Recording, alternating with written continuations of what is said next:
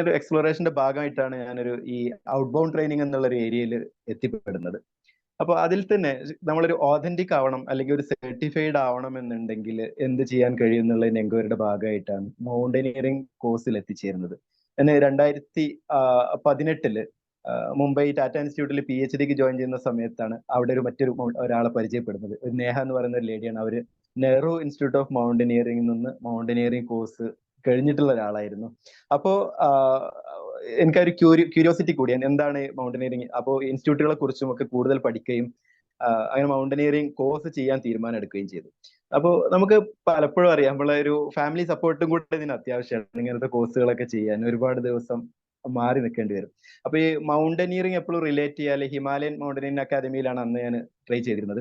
അപ്പൊ ഹിമാലയം നമ്മൾ എപ്പോഴും കമ്പയർ ചെയ്യുക എവറസ്റ്റ് ആ ഒരു ഇതുമായിട്ടാണ് കമ്പയർ ചെയ്യുക.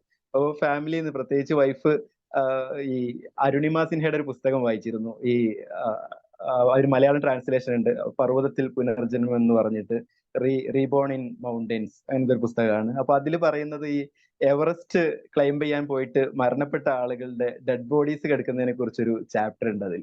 അപ്പൊ അത് വായിച്ചിട്ട് ആ ഒരു പേടിയോടെ തന്നെ, കാരണം മൗണ്ടനിയറിംഗ് ഹിമാലയൻ പിന്നെ എവറസ്റ്റ് ഏതാണ് അല്ലെങ്കിൽ അങ്ങനെ നമുക്കത് ആളുകൾക്ക് പെട്ടെന്ന് ഡിഫറൻഷിയേറ്റ് ചെയ്യാൻ കഴിയില്ല. പക്ഷെ പിന്നീട് കുറെ കാലം കഴിഞ്ഞിട്ടാണത് എന്താണെന്ന് അതിനെപ്പറ്റി ഡീറ്റെയിൽ ആയിട്ട് വൈഫും നമ്മളൊക്കെ ഡീറ്റെയിൽ ആയിട്ട് പഠിക്കുകയും പിന്നീട് അങ്ങനെ പോകാനുള്ള തീരുമാനം എടുക്കുകയും അങ്ങനെ national institute of mountaineering and adventure sports എന്ന സ്ഥാപനമുണ്ട് ദിറാങ്ങില്. ദിറാങ് പിന്നെ കേട്ടിട്ടുണ്ടോ? തവാങ് കേട്ടിട്ടുണ്ടോ? നമ്മുടെ ദുൽഖർ സൽമാൻ മറ്റേ നീലാകാശം പച്ചക്കടൽ ചുവന്ന ഭൂമിയിൽ ബുള്ളറ്റ് ഓടിച്ചു പോകുന്നത് തവാങ്ങിലേക്കാണ്. അപ്പൊ ഈ തവാങ് ഡിസ്ട്രിക്റ്റിലാണ് നമ്മുടെ ഈ മേജർ പ്രോഗ്രാംസ് ഒക്കെ നടന്നിരുന്നത്. അതിന് അടുത്തൊരു സ്ഥലത്താണ് ഈ ദിറാങ് എന്ന് പറയുന്ന സ്ഥലം. എല്ലാത്തിലും ഒരു ഇങ്ങ ഉണ്ടാവും. ദിറാങ് എന്ന് പറയുന്ന സ്ഥലത്താണ് ഈ നിമാസ് ഉള്ളത്. അപ്പം അവിടെ ചെയ്യാൻ തീരുമാനിക്കുകയും അങ്ങനെ ഒരു ഒരു 1 ഇയർ ഒരു കാത്തിരിപ്പിന് ശേഷമാണ് അവിടെ അഡ്മിഷൻ കിട്ടുന്നത്. ഇങ്ങനെയാണ് ഇതിന്റെ ഒരു ബേസ് ഇതിലേക്ക് ഒരു സ്റ്റാർട്ടിങ് ഉണ്ടായിട്ട്. അതെ അതെ അതെ. വളരെ വളരെ കൃത്യമായിട്ട് പറഞ്ഞാല് എന്താണ് ആക്ച്വലി മൗണ്ടനിയറിംഗ് കോഴ്സ്?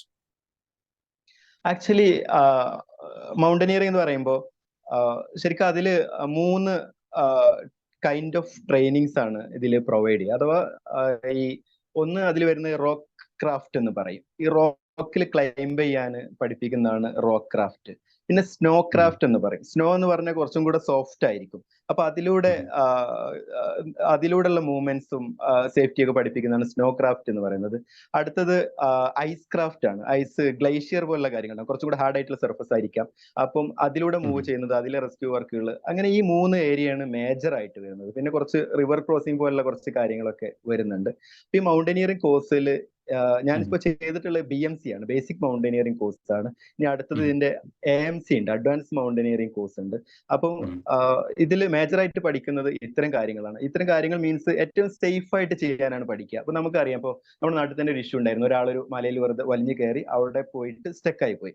അപ്പോ പക്ഷെ അതിലേറ്റവും അത്ഭുതം എന്ന് പറഞ്ഞാൽ ആ കുടുങ്ങി കിടന്നിട്ടും അവരെ റെസ്ക്യൂ ചെയ്യാൻ പോലും ഒരാള് നമ്മുടെ നാട്ടിലില്ല. മീൻസ് ഇതിന് പഠിച്ചിട്ടില്ല. കാരണം ഇത് റെസ്ക്യൂ ചെയ്യണമെങ്കിൽ ഏറ്റവും റിസ്കി പ്രോസസ്സാണ്.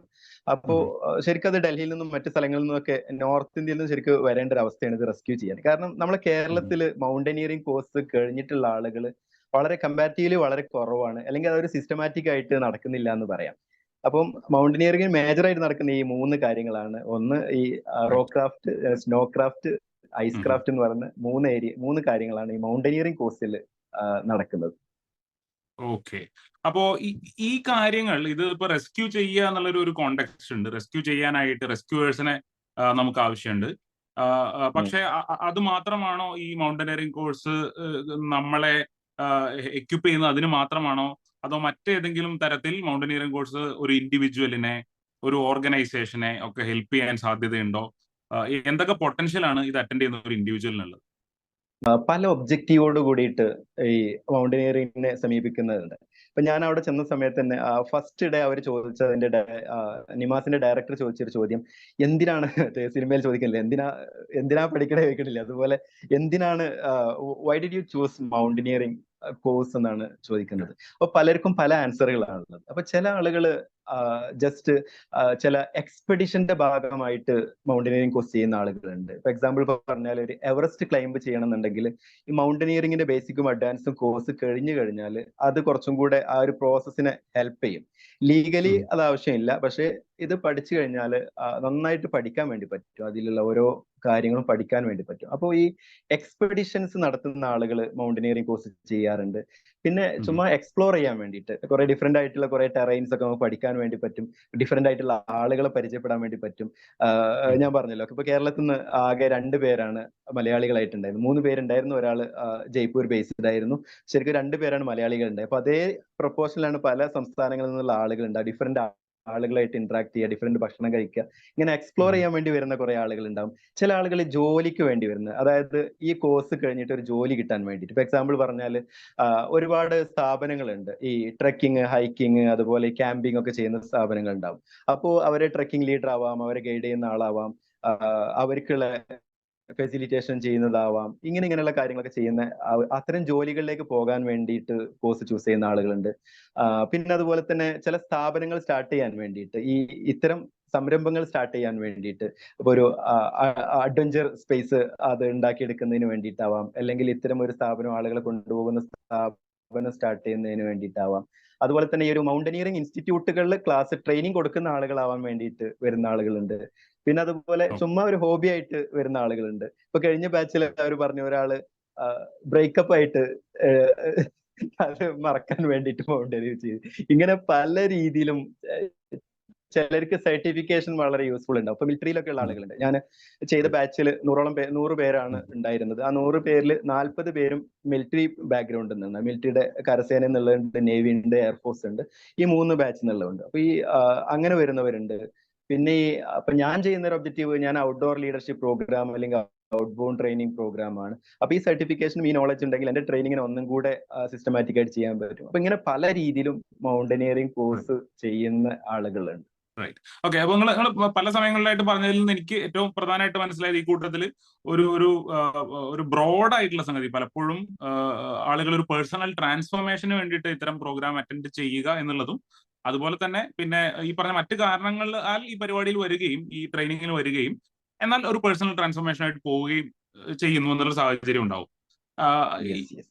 ഇതെങ്ങനെയാണ് ഒരാളെ ട്രാൻസ്ഫോം ചെയ്യുന്നത്?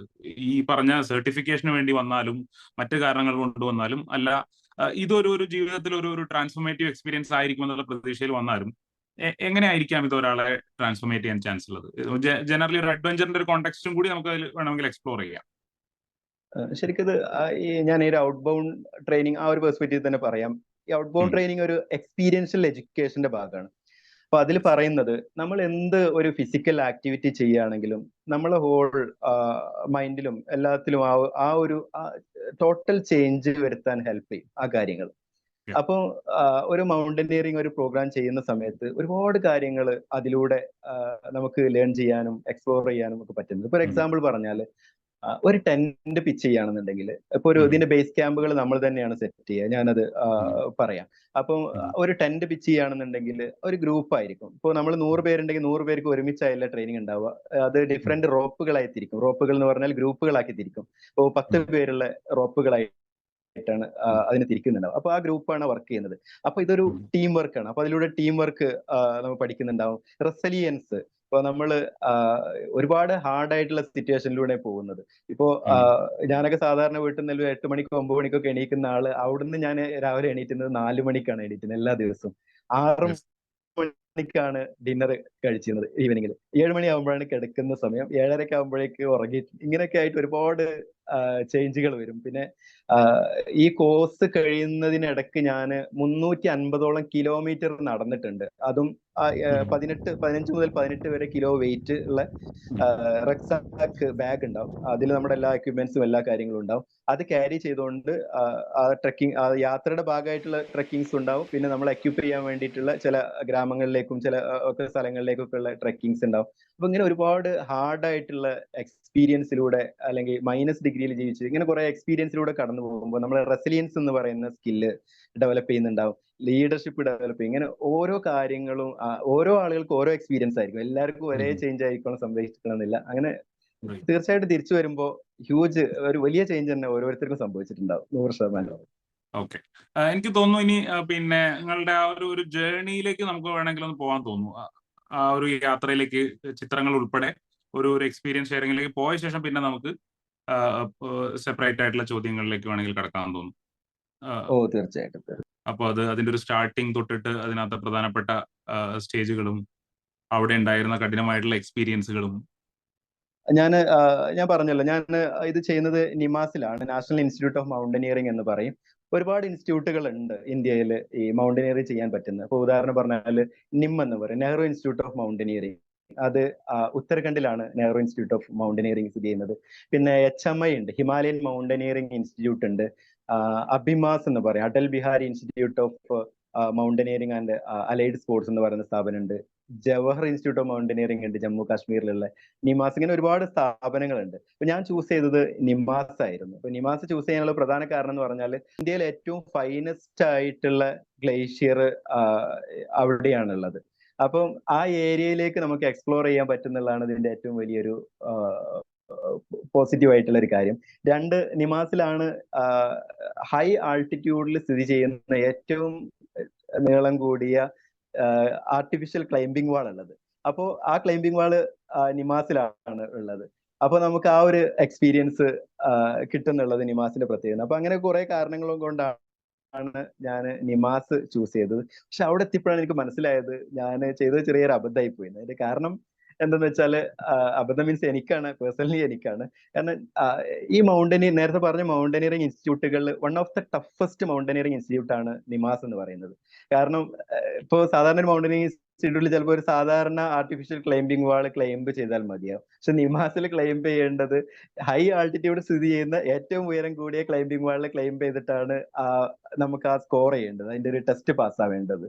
പിന്നെ ഈ ഗോരിചെയിൻ ഗ്ലേഷ്യർ എന്ന് പറയുമ്പോൾ നമുക്ക് പറയുമ്പോൾ ഏറ്റവും ഫൈനസ്റ്റ് ഗ്ലേഷ്യർ എന്നൊക്കെ പറയെങ്കിലും അവിടെ എത്തിപ്പെടാനും അല്ലെങ്കിൽ അത് അത്രമാത്രം യാത്ര ചെയ്തിട്ടാണ് അവിടെ എത്തിപ്പെടാൻ പറ്റുക. അപ്പോൾ അങ്ങനെയുള്ള ഒരു എക്സ്പീരിയൻസ് ആയിരുന്നു. അതിൽ ആദ്യം എത്തിപ്പെട്ട സമയത്ത് വല്ലാത്തൊരു ബുദ്ധിമുട്ടുണ്ടായിരുന്നു. അപ്പം ഇതിന്റെ ഒരു അഡ്മിഷൻ പ്രോസസ്സിൽ ശരിക്കും നമുക്ക് ഫിസിക്കലി ഫിറ്റ് ആണെന്ന് പ്രൂവ് ചെയ്യണം. അപ്പൊ അതിനൊരു ഡോക്ടറുടെ സർട്ടിഫിക്കേഷന് ആവശ്യമുണ്ട്. പിന്നെ അതുപോലെ തന്നെ നമ്മുടെ കുറച്ച് ഡോക്യുമെന്റ്സ് ആവശ്യമുണ്ട്. അപ്പൊ ഞാനത് പിന്നീട് ഗ്രൂപ്പിൽ ഷെയർ ചെയ്യാം. അപ്പൊ ഇത് നമ്മൾ ഇതിൽ എത്ര ഡോക്യുമെന്റ്സിനെ കുറിച്ച് ഡീപ്പായിട്ട് പോയി കഴിഞ്ഞാൽ സമയം ഉണ്ടാവില്ല. ഈ ഫിറ്റ്നസ് എന്ന് പറയുന്നത് ഏതാണ്ട് ഒരു പോലീസ് ടെസ്റ്റോ അല്ലെങ്കിൽ ഒരു മിലിറ്ററിയിലേക്ക് എടുക്കുന്ന ഒരു ടെസ്റ്റ് ഒക്കെ പോലത്തെ ഒരു വളരെ സ്ട്രിക്റ്റ് ആയിട്ടുള്ള ടെസ്റ്റ് ആണ് അല്ലെ? ഇല്ല, അത്ര ഒരു വലിയ ടാസ്കുകളൊന്നും ഫിനിഷ് ചെയ്യാനില്ല. ഇതിൽ ചെയ്യാനുള്ള ഒരു 1 മൈൽ റണ്ണിങ് ടെസ്റ്റ് ഉണ്ട്. അത് 1 മൈല് 7 മിനിറ്റ് കൊണ്ട് 1 മൈൽ റൺ ചെയ്യണം. അപ്പൊ അത് കയറ്റവും ഇറക്കവും ഉള്ള സ്ഥലമാണ്. അപ്പൊ അത് ചെയ്യണം. പിന്നെ നമ്മൾ വെയിറ്റ് ക്യാരി ചെയ്തുകൊണ്ട് 20 കിലോയോളം വെയിറ്റ് ക്യാരി ചെയ്തുകൊണ്ട് 8 കിലോമീറ്റർ ട്രെക്ക് ചെയ്തിട്ട് വേഗത്തിൽ ട്രെക്ക് ചെയ്തെത്തുക. പിന്നെ അങ്ങനെ കുറച്ച് കാര്യങ്ങളാണ് അതിന്റെ ഫിസിക്കൽ ടെസ്റ്റിന്റെ ഭാഗമായിട്ട് വരുന്നുണ്ടാവുക. പിന്നെ ഈ ഒരു ടെസ്റ്റിന്റെ കാര്യങ്ങൾ നമുക്ക് അവസാനം ഇതിൽ ആളുകൾക്ക് താല്പര്യമൊക്കെ തോന്നിയ ശേഷം അത് പറഞ്ഞ് പേടിപ്പിച്ചാൽ മതി. ബാക്കി കാര്യങ്ങളിലേക്ക് നമുക്ക് പോകാം. ഓക്കെ. അപ്പൊ ഇതിലെ ഡോക്യുമെന്റ് ഈ ഗവൺമെന്റ് സംവിധാനമാണ് നിമാസ്. ഇപ്പോ അതുകൊണ്ട് തന്നെ ശരിക്കും ഏറ്റവും നല്ല സബ്സിഡിയോട് കൂടിയിട്ടാണ് നമുക്ക് ഈ കോഴ്സ് തരുന്നത്. ഇതൊരു 1 മാസത്തെ കോഴ്സിന് ഒരു 20,000 മുതൽ 24,000 വരെയാണ് ഓരോ മൗണ്ടനിയറിംഗ് ഇൻസ്റ്റിറ്റ്യൂട്ട് ചാർജ്, ഇതിന്റെ ഫീസ് ആയിട്ട് വരിക. പക്ഷെ അതിൽ തന്നെ ആ സ്ഥലത്തുള്ള ഫുഡ്, അക്കോമഡേഷൻ എല്ലാം ഇൻക്ലൂഡ് ആണ്.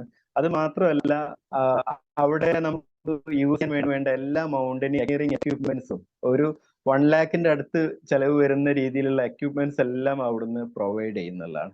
അപ്പം ശരിക്കും നല്ലൊരു സബ്സിഡൈസ്ഡ് ഫീസാണ്. പിന്നെ അതുപോലെ തന്നെ ഏറ്റവും എക്സ്പേർട്ട് ആയിട്ടുള്ള ട്രെയിനേഴ്സ് ഉണ്ടാവുക. അത് തന്നെ മിലിറ്ററിയിൽ തന്നെ ഏറ്റവും ഇതിൽ വിദഗ്ധരായിട്ടുള്ള ആളുകളാണ് നമുക്ക് ട്രെയിനിങ് ഉണ്ടാവുക എന്നുള്ള. അപ്പൊ പ്രോസസ് ഇതിന്റെ ഒരു സർട്ടിഫിക്കറ്റ് വെരിഫിക്കേഷൻ ആണ്. നമ്മുടെ ഡോക്യുമെന്റ്സ് എല്ലാം കറക്റ്റ് ആണോ എന്നുള്ളത് വളരെ സിസ്റ്റമാറ്റിക് ആയിട്ട് ചെയ്യുന്നുള്ളതാണ്. പിന്നെ ആദ്യ ദിവസങ്ങളിൽ നടക്കുന്നത് കുറെ തിയറി ക്ലാസ്സുകളാണ്. ഇതിന്റെ മീൻ ഈ എന്താണ് മൗണ്ടനിയറിംഗ് മെത്തേഡ്സും കാര്യങ്ങളും, അവലാഞ്ച് എന്താണ്, ഐസ് എന്താണ്, ഗ്ലേഷ്യർ എന്താണ്, ഇങ്ങനെയൊക്കെയുള്ള കാര്യങ്ങളെ പറ്റിയുള്ള തിയറി ക്ലാസ്സുകൾ ആണ് ആദ്യ ദിവസങ്ങളിൽ ഉണ്ടാവുക. പിന്നെ അതുപോലെ തന്നെ നമ്മളൊരു മെഡിക്കൽ ടെസ്റ്റുമായിരുന്നു. നമ്മൾ ഹൈ പ്രഷർ ആവാൻ പാടില്ല. 140 വരെ നമ്മൾ പ്രഷർ വരാൻ പാടില്ല. അതിന് മുകളിൽ വന്നു കഴിഞ്ഞാൽ നമ്മൾ ഏത് സമയത്ത് കോഴ്സ് എക്സിറ്റ് ചെയ്യേണ്ടി വരും.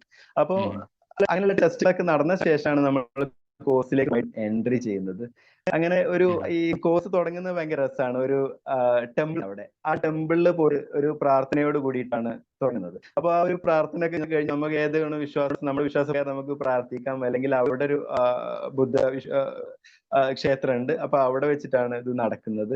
അപ്പൊ അത് കഴിഞ്ഞാല് വേറൊരു പിറ്റേ ദിവസം ഒരു മൊണാസ്ട്രിയിലേക്കുള്ള ഒരു യാത്രയുണ്ട്. ഒരു 6 കിലോമീറ്റർ ദൂരത്തുള്ള ഒരു മൊണാസ്ട്രിയാണ്. അപ്പോ നമ്മൾ ആദ്യം ചെല്ലുക ഒരു ടൂറിന്റെ ഒരു വൈബിലാണ്. അപ്പൊ നാളെ മൊണാസ്ട്രി വിസിറ്റ് ചെയ്യാൻ പോവാണ്. അപ്പോ അടിപൊളിയായിട്ട് ഫോട്ടോ എടുക്കാന്നൊക്കെ രീതിയിൽ ഇങ്ങനെ നിൽക്കുന്ന സമയത്താണ് ഈ മൊണാസ്ട്രിയിലേക്ക് നമ്മൾ പോവേണ്ടത്. ജോഗ് ചെയ്തിട്ടാണ് പോകേണ്ടത്. 6 കിലോമീറ്റർ അപ്പുറത്തുള്ള മൊണാസ്ട്രിയിലേക്ക് നമ്മൾ ഓടിയിട്ടാണ് പോകേണ്ടത്. അപ്പോൾ ആദ്യം തന്നെ ആ ഒരു ജോഗിങ്ങിലൂടെയാണ് ആ ഒരു ദിവസം മോർണിംഗ് സ്റ്റാർട്ട് ചെയ്യുക. അപ്പൊ കുത്തനുള്ള ഇറക്കുണ്ടാവും, കയറ്റങ്ങൾ ഉണ്ടാവും. അപ്പൊ അങ്ങനെയുള്ള ജോഗൊക്കെ ചെയ്തിട്ടാണ് ആ മൊണാസ്ട്രിയിലേക്ക് പോവാന്നുള്ളത്. അപ്പൊ അതൊക്കെ കഴിയുന്നതോട് കൂടിയിട്ട് തന്നെ നമുക്ക് ഏകദേശം ഇങ്ങനെ ഇതിന്റെ ഒരു വൈബ് പിടികിട്ടും. അങ്ങനെ അത് കഴിഞ്ഞാൽ പിന്നെ നമുക്ക് ഇതിന്റെ ഓരോ ക്ലാസ്സുകൾ ഉണ്ട്. അപ്പൊ ഒരു എക്സാമ്പിൾ പറഞ്ഞാൽ ഈ ഫോട്ടോയിൽ കാണുന്നത് ഇതിന്റെ ഒരു ഹിച്ചസ് ആൻഡ് നോട്ട്സ് ആണ്. ഈ മൗണ്ടനിയറിംഗ് ഏറ്റവും പ്രധാനപ്പെട്ട കാര്യമാണ് കെട്ടിടുക എന്ന് പറഞ്ഞാൽ. നമ്മള് വീട്ടില് പല കെട്ടുകൾ ഇടാറുണ്ട്. ഇപ്പോ ഡ്രസ്സ് ഉണക്കാൻ വേണ്ടിയിട്ട് കെട്ടിടാറുണ്ട്, അല്ലെങ്കിൽ കിണറ്റിൽ ഇറങ്ങാൻ വേണ്ടിയിട്ട്, മരത്തിൽ കയറാൻ വേണ്ടിയിട്ട്, അല്ലെങ്കിൽ ഇങ്ങനെ കുറെ കാര്യങ്ങൾ, അല്ലെങ്കിൽ എന്തെങ്കിലും കൂട്ടി കെട്ടാൻ വേണ്ടിയിട്ട്. സോ മൗണ്ടനിയറിംഗിൽ ഈ കെട്ടിന് വളരെ പ്രാധാന്യമുണ്ട്. ഒരു ആളുടെ ജീവന്റെ വിലയാണ് ഒരു കെട്ടിനുണ്ടാവും. അപ്പൊ ഒരാൾ ക്ലെയിം ചെയ്ത് പോവുകയാണെന്നുണ്ടെങ്കിൽ ബിലേ റോപ്പ് എന്ന് പറയും. വേറൊരാളെ റോപ്പ് സേഫ്റ്റിക്ക് വേണ്ടി പിടിച്ചിട്ടുണ്ടാവും. അയാളുടെ കയ്യിലായിരിക്കും ഇയാളുടെ ജീവൻ ഉണ്ടാവും. അപ്പൊ ആ കയറ് കെട്ടുന്നത് പ്രോപ്പർ അല്ല എന്നുണ്ടെങ്കിൽ അയാളുടെ ജീവൻ അപകടത്തിൽ വരാൻ സാധ്യതയുണ്ട്. അപ്പോ ഓരോ രീതിയിലുള്ള ഓരോ സിറ്റുവേഷനിലുള്ള കെട്ടിടലുകൾ ആണ് ആദ്യം തരുന്നൊരു ലെസണ്. പിന്നെ അതുപോലെ തന്നെ ഈ മൗണ്ടനിയറിംഗ് എക്യുപ്മെന്റ്സിനെല്ലാം പരിചയപ്പെടുത്തി തരും. എല്ലാ തരം മൗണ്ടനിയറിംഗ് എക്യുപ്മെന്റ്സിനെയും പരിചയപ്പെടുത്തി തരിക എന്നുള്ളതായിരുന്നു പിന്നെ ഒരു സെഷന്. പിന്നെ അത് കഴിഞ്ഞാൽ നമുക്കുള്ള എക്യുപ്മെന്റ് ഡിസ്ട്രിബ്യൂഷൻ ആണ്. നമുക്ക് വേണ്ട ഹെൽമെറ്റ്, ഞാൻ നേരത്തെ പറഞ്ഞില്ല, ഒരുപാട് മെറ്റീരിയൽ, നമ്മൾ ബാഗ്, ഡൗൺ ജാക്കറ്റ്, അല്ലെങ്കിൽ റെയിൻകോട്ട് മുതൽ ഹെൽമെറ്റ്, അതിന്റെ ഐസിലിടുന്ന ഐസ് ബൂട്ട്, സ്കാർപ്പ എന്ന് പറയും. അങ്ങനെയുള്ള എല്ലാ മെറ്റീരിയൽസും അവിടുന്ന് അവർ പ്രൊവൈഡ് ചെയ്യും. പിന്നെ ഈ ഒരു വൈബിലേക്ക് മാറുന്നത് അതുവരെ നമ്മൾ പിന്നെ ഇവിടെ സ്ക്രീൻ ഷെയർ ചെയ്യുന്നുണ്ട്. സ്ക്രീനിൽ ഫോട്ടോസ് കാണിക്കുന്നുണ്ട്. പാർട്ടിസിപ്പൻസ് സ്ക്രീൻ ഷെയറിംഗ് കാണുന്ന രൂപത്തിലല്ല എന്നുണ്ടെങ്കിൽ അത് ഇടത്തേക്ക് സ്ക്രോൾ ചെയ്തിട്ടോ എങ്ങനെയാണോ ആ സ്ക്രീൻ ഷെയറിംഗിന്റെ പേജിൽ പോയി കഴിഞ്ഞാൽ ഫോട്ടോസ് കാണാൻ പറ്റും. ഷെയർ ചെയ്യുന്നുണ്ട്. ആരെങ്കിലും അത് കാണുന്നില്ല എന്നുണ്ടെങ്കിൽ അപ്പം അതുവരെ ഇപ്പൊ ഞാനൊരു സിവിലിയൻ ആണ്. അതിൽ കുറെ ആളുകൾ ഉണ്ടാവും. ചിലർ എയർഫോഴ്സിലാണ്. അതിൽ തന്നെ എയർഫോഴ്സിലെ പൈലറ്റുമാരുണ്ടാവാം. അതുപോലെ നേവിയിലെ ആളുകൾ, നേവിയിൽ ചിലപ്പോൾ സബ്മറൈനിൽ പോകുന്ന ആളുകളായിരിക്കാം, അതിന്റെ കമാൻഡർമാരായിരിക്കാം, അല്ലെങ്കിൽ നമ്മളെ ഇപ്പോ പ്രധാനമന്ത്രിയുടെ അല്ലെങ്കിൽ അങ്ങനത്തെ രീതിയിലുള്ള അവർക്ക് വേണ്ടിയുള്ള കമാൻഡോയിൽ പോകുന്ന ആളുകളെ, ഇങ്ങനെയുള്ള ടീമായിരിക്കും അതിലൊരു 40% ആളുകൾ ഉണ്ടാവുക. പക്ഷെ പിന്നീട് നമ്മുടെ ഒരു സ്റ്റൈലും കൂടെ ആ ഒരു സ്റ്റൈലിലേക്ക് മാറണം. ഒരു മിലിറ്ററി അവരുടെ ഒരു ഡ്രസ്സിംഗ് സ്റ്റൈലിലേക്കും ആ ഒരു അസംബ്ലി എന്ന് പറഞ്ഞാൽ രാവിലെ 6 ഫാളിൻ എന്നാണ് പറയാ. രാവിലെ 6 മണിക്കാണ് ഫാളിൻ എന്നുണ്ടെങ്കിൽ 5 മണിക്ക് അവിടെ റെഡി ആയിട്ട് നിന്നിരിക്കണം. അപ്പം അതുവരെ നമ്മൾ ഒരിക്കലും മിലിറ്ററി ചിട്ട് ശീലിച്ചിട്ടുണ്ടാവില്ല. പിന്നെ അവിടുന്ന് അങ്ങോട്ട് മാറി തുടങ്ങുകയാണ്. കാരണം കാലാവസ്ഥ മൗണ്ടനിൽ മാറുന്നത് പോലെ തന്നെ ആ ഒരു കാലാവസ്ഥ ഇങ്ങനെ മാറിക്കൊണ്ടിരിക്കും. പിന്നെ വളരെ സ്ട്രിക്റ്റ് ആയിട്ടുള്ള ഒരു അന്തരീക്ഷമായിരിക്കും പിന്നീട് അങ്ങോട്ട് ഉണ്ടാവുന്നത്. അങ്ങനെ ഈ അത്തരം ഈ നമ്മളെല്ലാ എക്യുപ്മെന്റ്സും യൂസ് ചെയ്യാൻ പഠിപ്പിക്കും. ഹിച്ചസ് നോട്ട്സ് പോലുള്ള കാര്യം പഠിപ്പിക്കും. പിന്നീട് ആദ്യത്തെ 3 ദിവസം സംഭവിക്കുന്നത് ഈ ആർട്ടിഫിഷ്യൽ വാൾ ക്ലൈംബിംഗ് ആണ്. ഞാൻ നേരത്തെ പറഞ്ഞ ഏഷ്യയിലെ ഏറ്റവും ഹയസ്റ്റ് ഉള്ള ക്ലൈംബിംഗ് വാള് ക്ലൈംബ് ചെയ്യാൻ പരിശീലനം നൽകുക എന്നുള്ളതാണ് ആദ്യ പാർട്ടിൽ നടക്കുന്നത്. അപ്പം ഈ കോഴ്സിലേക്ക് പോകുന്നതിന് മുൻപ് ഒരു 3 മാസം മുൻപെങ്കിലും നമ്മൾ ഫിസിക്കൽ എക്സസൈസുകൾ തുടങ്ങിയിരിക്കണം. കാരണം നമുക്ക് ഈ ക്ലൈംബ് ചെയ്യാൻ ഇതിൽ ഈ ചിത്രത്തിൽ കാണുന്നുണ്ടെങ്കിൽ മനസ്സിലാവും, ഏറ്റവും വളരെ ചെറിയ സ്പോട്ടുകളായിരിക്കും. അപ്പൊ അതിൽ പിടിച്ചുകൊണ്ടാണ് മുകളിലേക്ക് കയറേണ്ടി വരും. അപ്പൊ കയ്യിന് നല്ല ഫോഴ്സ് വേണ്ടി വരും, കാലിന് നല്ല പവർ വേണ്ടി വരും. അപ്പൊ അതിനു വേണ്ട എക്സസൈസുകളൊക്കെ ചെയ്ത് അവര് നമുക്ക് ഡീറ്റെയിൽസ് തരും, എന്തൊക്കെ എക്സസൈസ് ആണ് തരുന്നത്. അങ്ങനെ എക്സസൈസ് ചെയ്ത് അതിലൊരു ഈ ആർട്ടിഫിഷ്യൽ വാൾ ക്ലൈംബിംഗ് പഠിക്കുക. 3 ദിവസം പഠിക്കുക, 4ാമത്തെ ദിവസം ടെസ്റ്റ് എന്നുള്ളതാണ് ആദ്യത്തെ നമുക്ക് സൂം ചെയ്ത് കഴിഞ്ഞാൽ ക്ലിയർ ആയിട്ട് ഓക്കെ.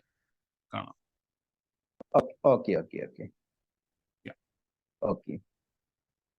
ഉം. അപ്പോൾ ഇത് ആളുകൾ ക്ലെയിം ചെയ്യുന്നതാണ്. പിന്നെ ഞാൻ ഗ്രൂപ്പിൽ ഷെയർ ചെയ്യുകയും ചെയ്യാം. ഇതിന്റെ പിക്ചേഴ്സ് കുറച്ച് ഷെയർ ചെയ്യാം, അപ്പോൾ ഒരു ഐഡിയ കിട്ടും. അപ്പോൾ വളരെ ചെറിയ ഇതിന്റെ ഗ്രിപ്സ് ആണ് ഉണ്ടാവുക. അപ്പൊ അത് പിടിച്ചിട്ട് ക്ലെയിം ചെയ്യാന്നുള്ളതാണ്. പിന്നെ അത് തന്നെ ചിലപ്പോൾ ഇതിന് മുകളിലൊക്കെ എത്തുന്ന സമയത്ത് കുറച്ച് ചെരിഞ്ഞിട്ടൊക്കെ ആയിരിക്കും അതിന്റെ പ്രതലം വരിക. നേരെ കുത്തനെ 90 ഡിഗ്രി ആംഗിളിലാവില്ല, അവിടുന്ന് ഇങ്ങോട്ട് തിരിയുന്ന രീതിയിലൊക്കെ ആയിരിക്കാം അതിന്റെ പൊസിഷൻസ് വരിക. അപ്പോൾ ഇങ്ങനെയൊക്കെയുള്ള ചലഞ്ചസ് ഒക്കെ നമുക്ക് ക്ലെയിം ചെയ്യാനുണ്ടാവും. അപ്പൊ അതിനൊക്കെ അവർ ട്രെയിനിങ് തരും. അതിനുശേഷം അതിന്റെ ടെസ്റ്റ് ഉണ്ടാവും. അപ്പോ ആ ഒരു സ്റ്റെപ്പ് കഴിഞ്ഞാൽ പിന്നെ നമ്മൾ ട്രെക്കിങ്ങിലേക്ക് കയറുകയാണ്. അപ്പൊ ആദ്യം ചെറിയ ചെറിയ ട്രെക്കിംഗ് വരും. 4 കിലോമീറ്റർ 5 കിലോമീറ്റർ ട്രെക്കിംഗ് ആയിരിക്കാം ആദ്യത്തെ ദിവസം ഉണ്ടാവുക. പക്ഷെ പിന്നീട് വരുന്നത് 24 കിലോമീറ്റർ ട്രെക്ക് ആയിരുന്നു പിന്നീട് ഉണ്ടായിരുന്നത്. ഈ വലിയ മലകൾ കയറിയിട്ടുള്ള ട്രെക്കിംഗ് ആയിരുന്നു. ഒരു പകൽ ഫുള്ളായിട്ട് ട്രെക്കിംഗ് ആണ്. ലഞ്ചൊക്കെ പാക്ക് ചെയ്ത് തന്നിട്ട് ഒരു ഗ്രാമങ്ങളിലൂടെ, ഒരുപാട് ഗ്രാമങ്ങളിലൂടെ ഒക്കെ യാത്ര ചെയ്ത്, ഭയങ്കര ബ്യൂട്ടിഫുൾ ആയിട്ടുള്ള ഗ്രാമങ്ങളാണ്. അപ്പൊ ആ ഗ്രാമങ്ങളിലൂടെ ഒക്കെ യാത്ര ചെയ്ത് അവിടുത്തെ ആളുകളോടൊക്കെ സംസാരിച്ച് അങ്ങനെ യാത്ര ചെയ്തിട്ട് അവിടെ ഒരു സ്കൂളിലൊക്കെ പോയി അവിടെ നിന്ന് ഭക്ഷണം കഴിച്ചു. അങ്ങനെ തിരിച്ച് വൈകുന്നേരം ആകുമ്പോഴേക്ക് തിരിച്ചെത്തുന്ന രീതിയിൽ 24 കിലോമീറ്റർ സ്റ്റീപ്പ് ആയിട്ടുള്ള കയറ്റങ്ങളും ഒക്കെ കയറിയിട്ട് ആണ് ആ ട്രെക്കിംഗ് ഉണ്ടാവുക. വളരെ ഏറ്റവും വൺ ഓഫ് ദ നല്ല എക്സ്പീരിയൻസ് ആണ് ആ ഒരു ട്രെക്കിംഗ് എന്ന് പറയുന്നത്. പക്ഷെ ഇതിന്റെ ഒരു അവസ്ഥ എന്ന് പറഞ്ഞാൽ ഈ ആദ്യത്തെ 24 കിലോമീറ്റർ ട്രെക്കിംഗ് കഴിയുമ്പോഴേക്കും നമ്മുടെ കാലൊക്കെ ബ്ലിസ്റ്റേഴ്സ് വരാൻ തുടങ്ങും. മീൻസ് നമ്മൾ ഈ പൊള്ളൻ പൊന്തിയിട്ട് നമ്മൾ നടന്ന് ശീലമില്ലാത്തതുകൊണ്ട് പലരുടെയും കാലിന്റെ അടിയൊക്കെ ഇങ്ങനെ വീർത്ത് വന്നിട്ടുണ്ടാവാം. പക്ഷെ അവിടെ മെഡിക്കൽ സംവിധാനം അവിടെ ഉണ്ട്. അവിടെ ഒരു അതിന്റെ മെഡിക്കൽ ഡിപ്പാർട്ട്മെന്റ് ഡോക്ടേഴ്സ് നമുക്ക് വേണ്ടി 24 അവർ വർക്ക് ചെയ്യാൻ വേണ്ടിയിട്ട് അവിടെ റെഡി ആയിട്ട് നിൽക്കുന്നുണ്ടാവും. ഫിറ്റ് അല്ല എന്ന് കണ്ടാൽ നമുക്ക് തിരിഞ്ഞു പോരുന്നുണ്ട്. പക്ഷെ ഇത്തരം ഇഷ്യൂസ് ഒക്കെ വന്നു കഴിഞ്ഞാൽ അവിടെ അവർ ട്രീറ്റ്മെന്റ് ഒക്കെ പ്രൊവൈഡ് ചെയ്യുന്നുണ്ടാവും. അപ്പം ഇത് കൂട്ടത്തിലുള്ള ഒരു ഫ്രണ്ടിന്റെ പാക്കിംഗ് ആണ്. ഇതാണ് ബാഗിന്റെ അവസ്ഥ. ഒരാളെ ബാഗിന്റെ അവസ്ഥ ഇതായിരിക്കും. ഇതിലൊരു 15 കിലോ മുതൽ ഒരു 20 കിലോ വരെ വെയിറ്റ് ഉണ്ടാവും. നമ്മളെ സ്ലീപ്പിംഗ് ബാഗ് മുതൽ സ്ലീപ്പിംഗ് മാറ്റ് മുതൽ നമുക്ക് ഭക്ഷണം കഴിക്കാനുള്ള സാധനങ്ങൾ മുതൽ എല്ലാ എക്യുപ്മെന്റ്സും ബൂട്ടും ഹെൽമറ്റും എല്ലാ സാധനങ്ങളും ഇതിലുണ്ടാവും. പിന്നെ നമ്മൾ സാധാരണ ഉപയോഗിക്കുന്ന ഡ്രസ്സുകളും ഉണ്ടാവും. പിന്നെ നമ്മൾ മൗണ്ടൈനിൽ ചെല്ലുമ്പോൾ തണുപ്പ് കൂടാൻ വേണ്ടി പോവാണ്. അപ്പോൾ കൂടുതൽ ഡ്രസ്സ് കരുതേണ്ടി വരും. അപ്പൊ ഒരു ബാഗിന്റെ അവസ്ഥ തന്നെ. ഒരാളുടെ ഹൈറ്റ് നോക്കിയാൽ മതി. ഇത് പുള്ളി തോളിലിട്ടിട്ട് ഈ ബാഗ് തോളിലിട്ടിരിക്കുന്നതാണ്. അപ്പോൾ ആളുടെ ഹൈറ്റും ബാഗിന്റെ ഹൈറ്റും നോക്കിയാൽ മതി. ഏകദേശം 20 കിലോന്റെ മുകളിൽ വരുന്ന രീതിയിലുള്ള ബാഗ് നമുക്ക് ക്യാരി ചെയ്യേണ്ടി വരും. ആ ബാഗ് ക്യാരി ചെയ്തുകൊണ്ടാണ് പിന്നീട് നമുക്ക് ഇങ്ങനെ ട്രെക്ക് ചെയ്യേണ്ടി വരിക. അപ്പൊ ആദ്യത്തെ ദിവസങ്ങള് നമ്മൾ ക്യാമ്പസിലായിരിക്കും. സാധാരണ ഡോർമെറ്ററി അക്കോമഡേഷൻ ആയിരിക്കും. പിന്നീട് നമ്മൾ യാത്ര തുടങ്ങുകയാണ്. അപ്പം ആ യാത്ര തുടങ്ങിയാൽ 1-2 ട്രെക്കിംഗ് ഒക്കെ കഴിഞ്ഞ് 24 കിലോമീറ്റേഴ്സ് ട്രെക്ക് ഒക്കെ കഴിഞ്ഞു. പിന്നെ നമ്മൾ യാത്ര തുടങ്ങിയാൽ പിന്നെ ഹൈറ്റ് കൂടുന്ന രീതിയിലുള്ള ട്രെക്കിംഗ് സ്റ്റാർട്ട് ചെയ്യാണ്. അപ്പോൾ ഇത് റോഡാണ്. ഈ ചിത്രത്തിൽ കാണുന്നതാണ് ഇതിന്റെ പോകുന്ന വഴികൾ.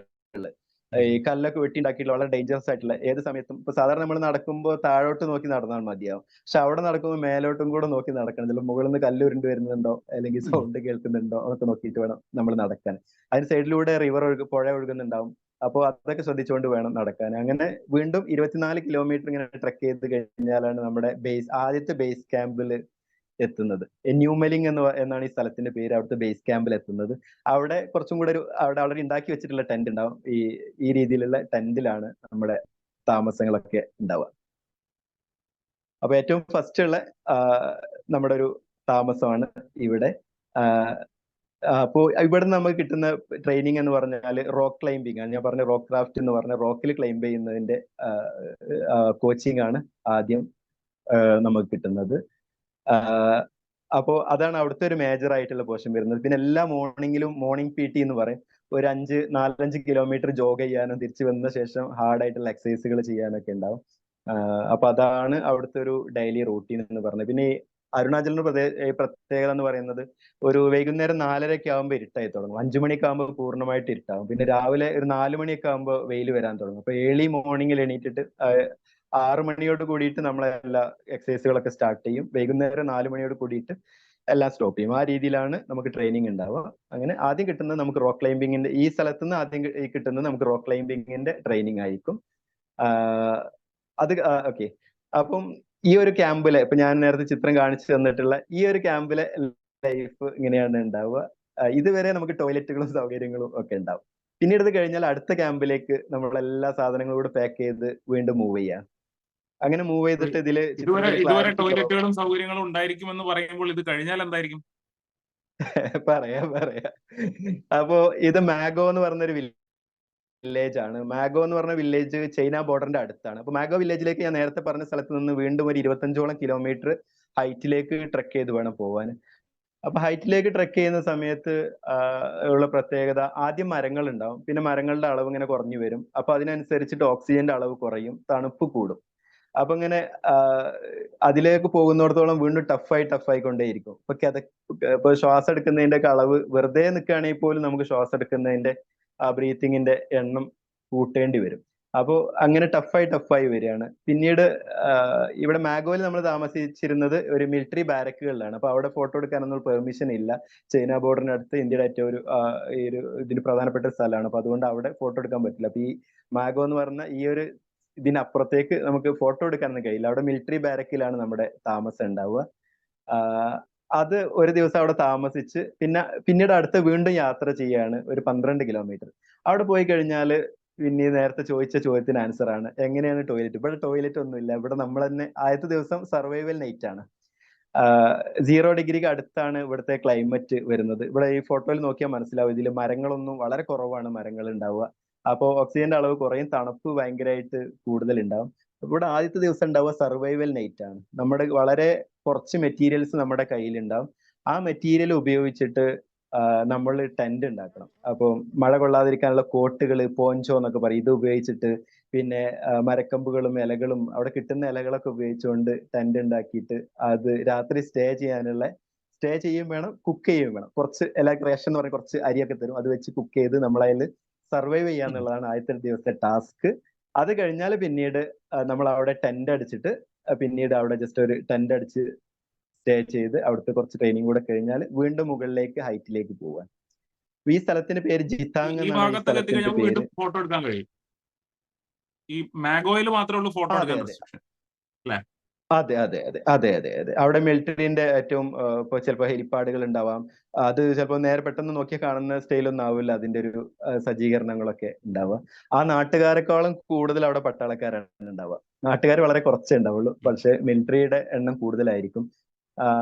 അവര് ഈ കൊടുന്തണുപ്പില് ഈ ലിമിറ്റഡ് സൗകര്യത്തിൽ ജീവിക്കുന്ന ആളുകളാണ്. അപ്പൊ അവരുടെ കൂടെ താമസിക്കുമ്പോൾ വല്ലാത്തൊരു എക്സ്പീരിയൻസ് ഉണ്ടായിരുന്നു കോഴ്സിന്റെ ഭാഗമായിട്ട്.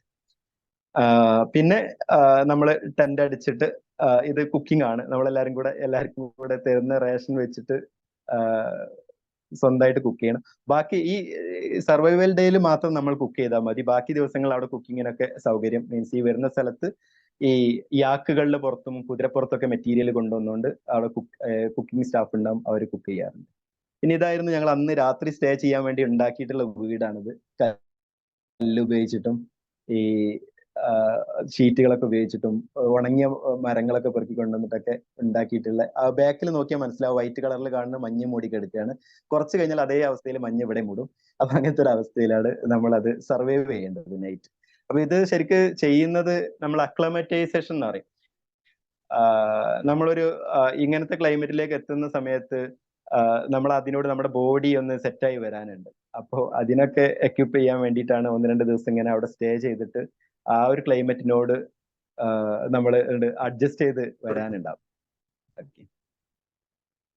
അപ്പൊ അവിടുത്തെ കഴിഞ്ഞാൽ വീണ്ടും യാത്ര പോവാണ്. ഇപ്പൊ നോക്കിയാൽ മനസ്സിലാവും, ഞാൻ പോസ്റ്ററിൽ ഇട്ടിരുന്ന പിക്ചറാണ്, ഞാൻ എടുത്തൊരു പിക്ചറാണ് ഇത്. ഇപ്പൊ മരങ്ങളൊന്നും കാണുന്നില്ല, ഒരു മരങ്ങൾ പോലും ഉണ്ടാവില്ല. ആകെ പുല്ല് പോലുള്ള ചെടികൾ മാത്രമാണ് പിന്നീട് അങ്ങോട്ട് ഉണ്ടാവുക. ഒരു ജീവികളെയും കാണില്ല. ആകെ ഐബെക്സ് എന്ന് പറഞ്ഞ ഒരു ആടാണ് ഉണ്ടാവുക. ആടും മാനും കൂടെ മിക്സ്ഡ് ആയിട്ടുള്ള പാറമ്മലൊക്കെ ഇങ്ങനെ അള്ളിപ്പിടിച്ചു പോകുന്ന ഒരു തരം കൊമ്പ് വളഞ്ഞ മാനുകൾ ഉണ്ടാവും. അവരെ മാത്രമാണ് കൂടുതലായിട്ട് അവിടെ കാണാൻ കഴിയുക.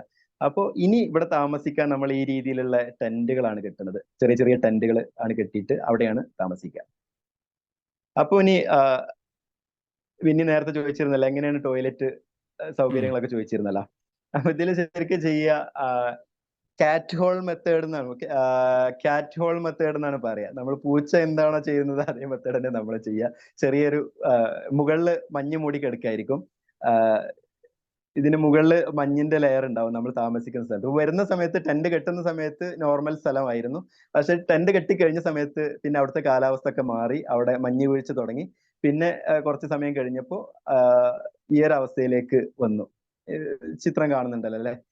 അപ്പോ മുകളില് മഞ്ഞിന്റെ ലെയർ ആയിരിക്കും. അപ്പൊ ആ മഞ്ഞിന്റെ ലെയർ കുറച്ച് മാറ്റിയതിന് ശേഷം മണ്ണ് കാണുമ്പോൾ ആ മണ്ണിൽ ചെറിയ ഹോള് ഉണ്ടാക്കിയിട്ട് ആ സ്പേസിലാണ് നമ്മുടെ വേസ്റ്റ് ഡിസ്പോസ് ചെയ്യേണ്ടത്. ഇല്ലെങ്കിൽ എന്ത് സംഭവിക്കുന്ന വെച്ചാൽ ഈ ഹിമാലയൻ നദികളൊക്കെ ഉണ്ടാവുക ഗ്ലേഷ്യർ എന്നാണ്, മഞ്ഞ് ഉരുകിയിട്ടാണ് നദികൾ ഉണ്ടാവുന്നത്. അപ്പോ ഇന്ത്യ ഒട്ടാകെ നമ്മൾ ഉണ്ടാക്കുന്ന വേസ്റ്റ് എത്തുന്ന ഒരു അവസ്ഥ വരും. അപ്പൊ അത് എത്താതിരിക്കാൻ വേണ്ടിയിട്ടാണ് ഈ രീതിയിൽ ചെയ്യുന്നത്. അപ്പൊ അവിടുത്തെ താമസം എന്ന് പറഞ്ഞാൽ ഭയങ്കര രസമാണ്. രാത്രി ഫുള്ളായിട്ട് മഞ്ഞ് പെയ്തുകൊണ്ടേയിരിക്കും. അപ്പൊ മഞ്ഞ് പെയ്യുമ്പോൾ വെള്ളം നന്നായിട്ട് കുടിക്കണം. നമ്മൾ അക്ലമറ്റൈസേഷൻ നടക്കണമെന്നുണ്ടെങ്കിൽ 5 ലിറ്റർ 4 ലിറ്റർ 5 ലിറ്റർ വെള്ളമെങ്കിലും ഒരു ദിവസം കമ്പൽസറി ആയിട്ട് കുടിക്കേണ്ടി വരും. ഇല്ലെങ്കിൽ നമുക്ക് ഡീഹൈഡ്രേഷൻ സംഭവിക്കും. കാറ്റടിക്കുമ്പോൾ നമ്മൾ ഈ വെള്ളം നന്നായിട്ട് ശരീരത്തിൽ നിന്ന് പോകുന്നുണ്ട്. അപ്പൊ നന്നായിട്ട് വെള്ളം കുടിക്കണം. അപ്പൊ ഇടയ്ക്ക് നന്നായിട്ട് മൂത്രമൊഴിക്കുന്നുണ്ടാവും. അപ്പോൾ രാത്രി ഓരോരുത്തർ എണീക്കുന്ന സമയത്ത് ഇതിലെ മഞ്ഞ് തട്ടുക എന്നുള്ള ഓരോരുത്തരുടെ ഡ്യൂട്ടിയാണ്. അപ്പൊ ഒരു ടെന്റിൽ 5 പേരുണ്ടെങ്കിൽ അവർ ആൾട്ടർനേറ്റീവ് ആയിട്ട് എണീറ്റുകൊണ്ട് വരുമ്പോൾ ഓരോരുത്തർ എണീക്കുമ്പോൾ അതിന് മുകളിലുള്ള മഞ്ഞ് തട്ടണം, അല്ലെങ്കിൽ ഒന്നാകെ താഴേക്ക് ഇതായിട്ട് വരും. അപ്പൊ ഇങ്ങനെയാണ് അവിടുത്തെ ഒരു താമസ സൗകര്യങ്ങളാണ്. മീറത്താങ് എന്നാണ് ഈ സ്ഥലത്തിന്റെ പേര്. ഇവിടെ 14,586 ഫീറ്റ് ആണ് ഇവിടെ ഹൈറ്റ്. ഇതാണ് ഏറ്റവും മുകളിലത്തെ ബേസ് ക്യാമ്പ്. ഇവിടുന്ന് മുകളിലേക്കാണ് ഈ ഗ്ലേഷ്യറിലേക്ക് പോകുക. ഇതാണ് ഗ്ലേഷ്യറിന്റെ ഒരു സ്റ്റാർട്ടിംഗ് പോയിന്റ് ആണിത്. ഞാൻ വീഡിയോസ് ഉണ്ട്, ഞാൻ ഗ്രൂപ്പിൽ ഷെയർ ചെയ്യാം.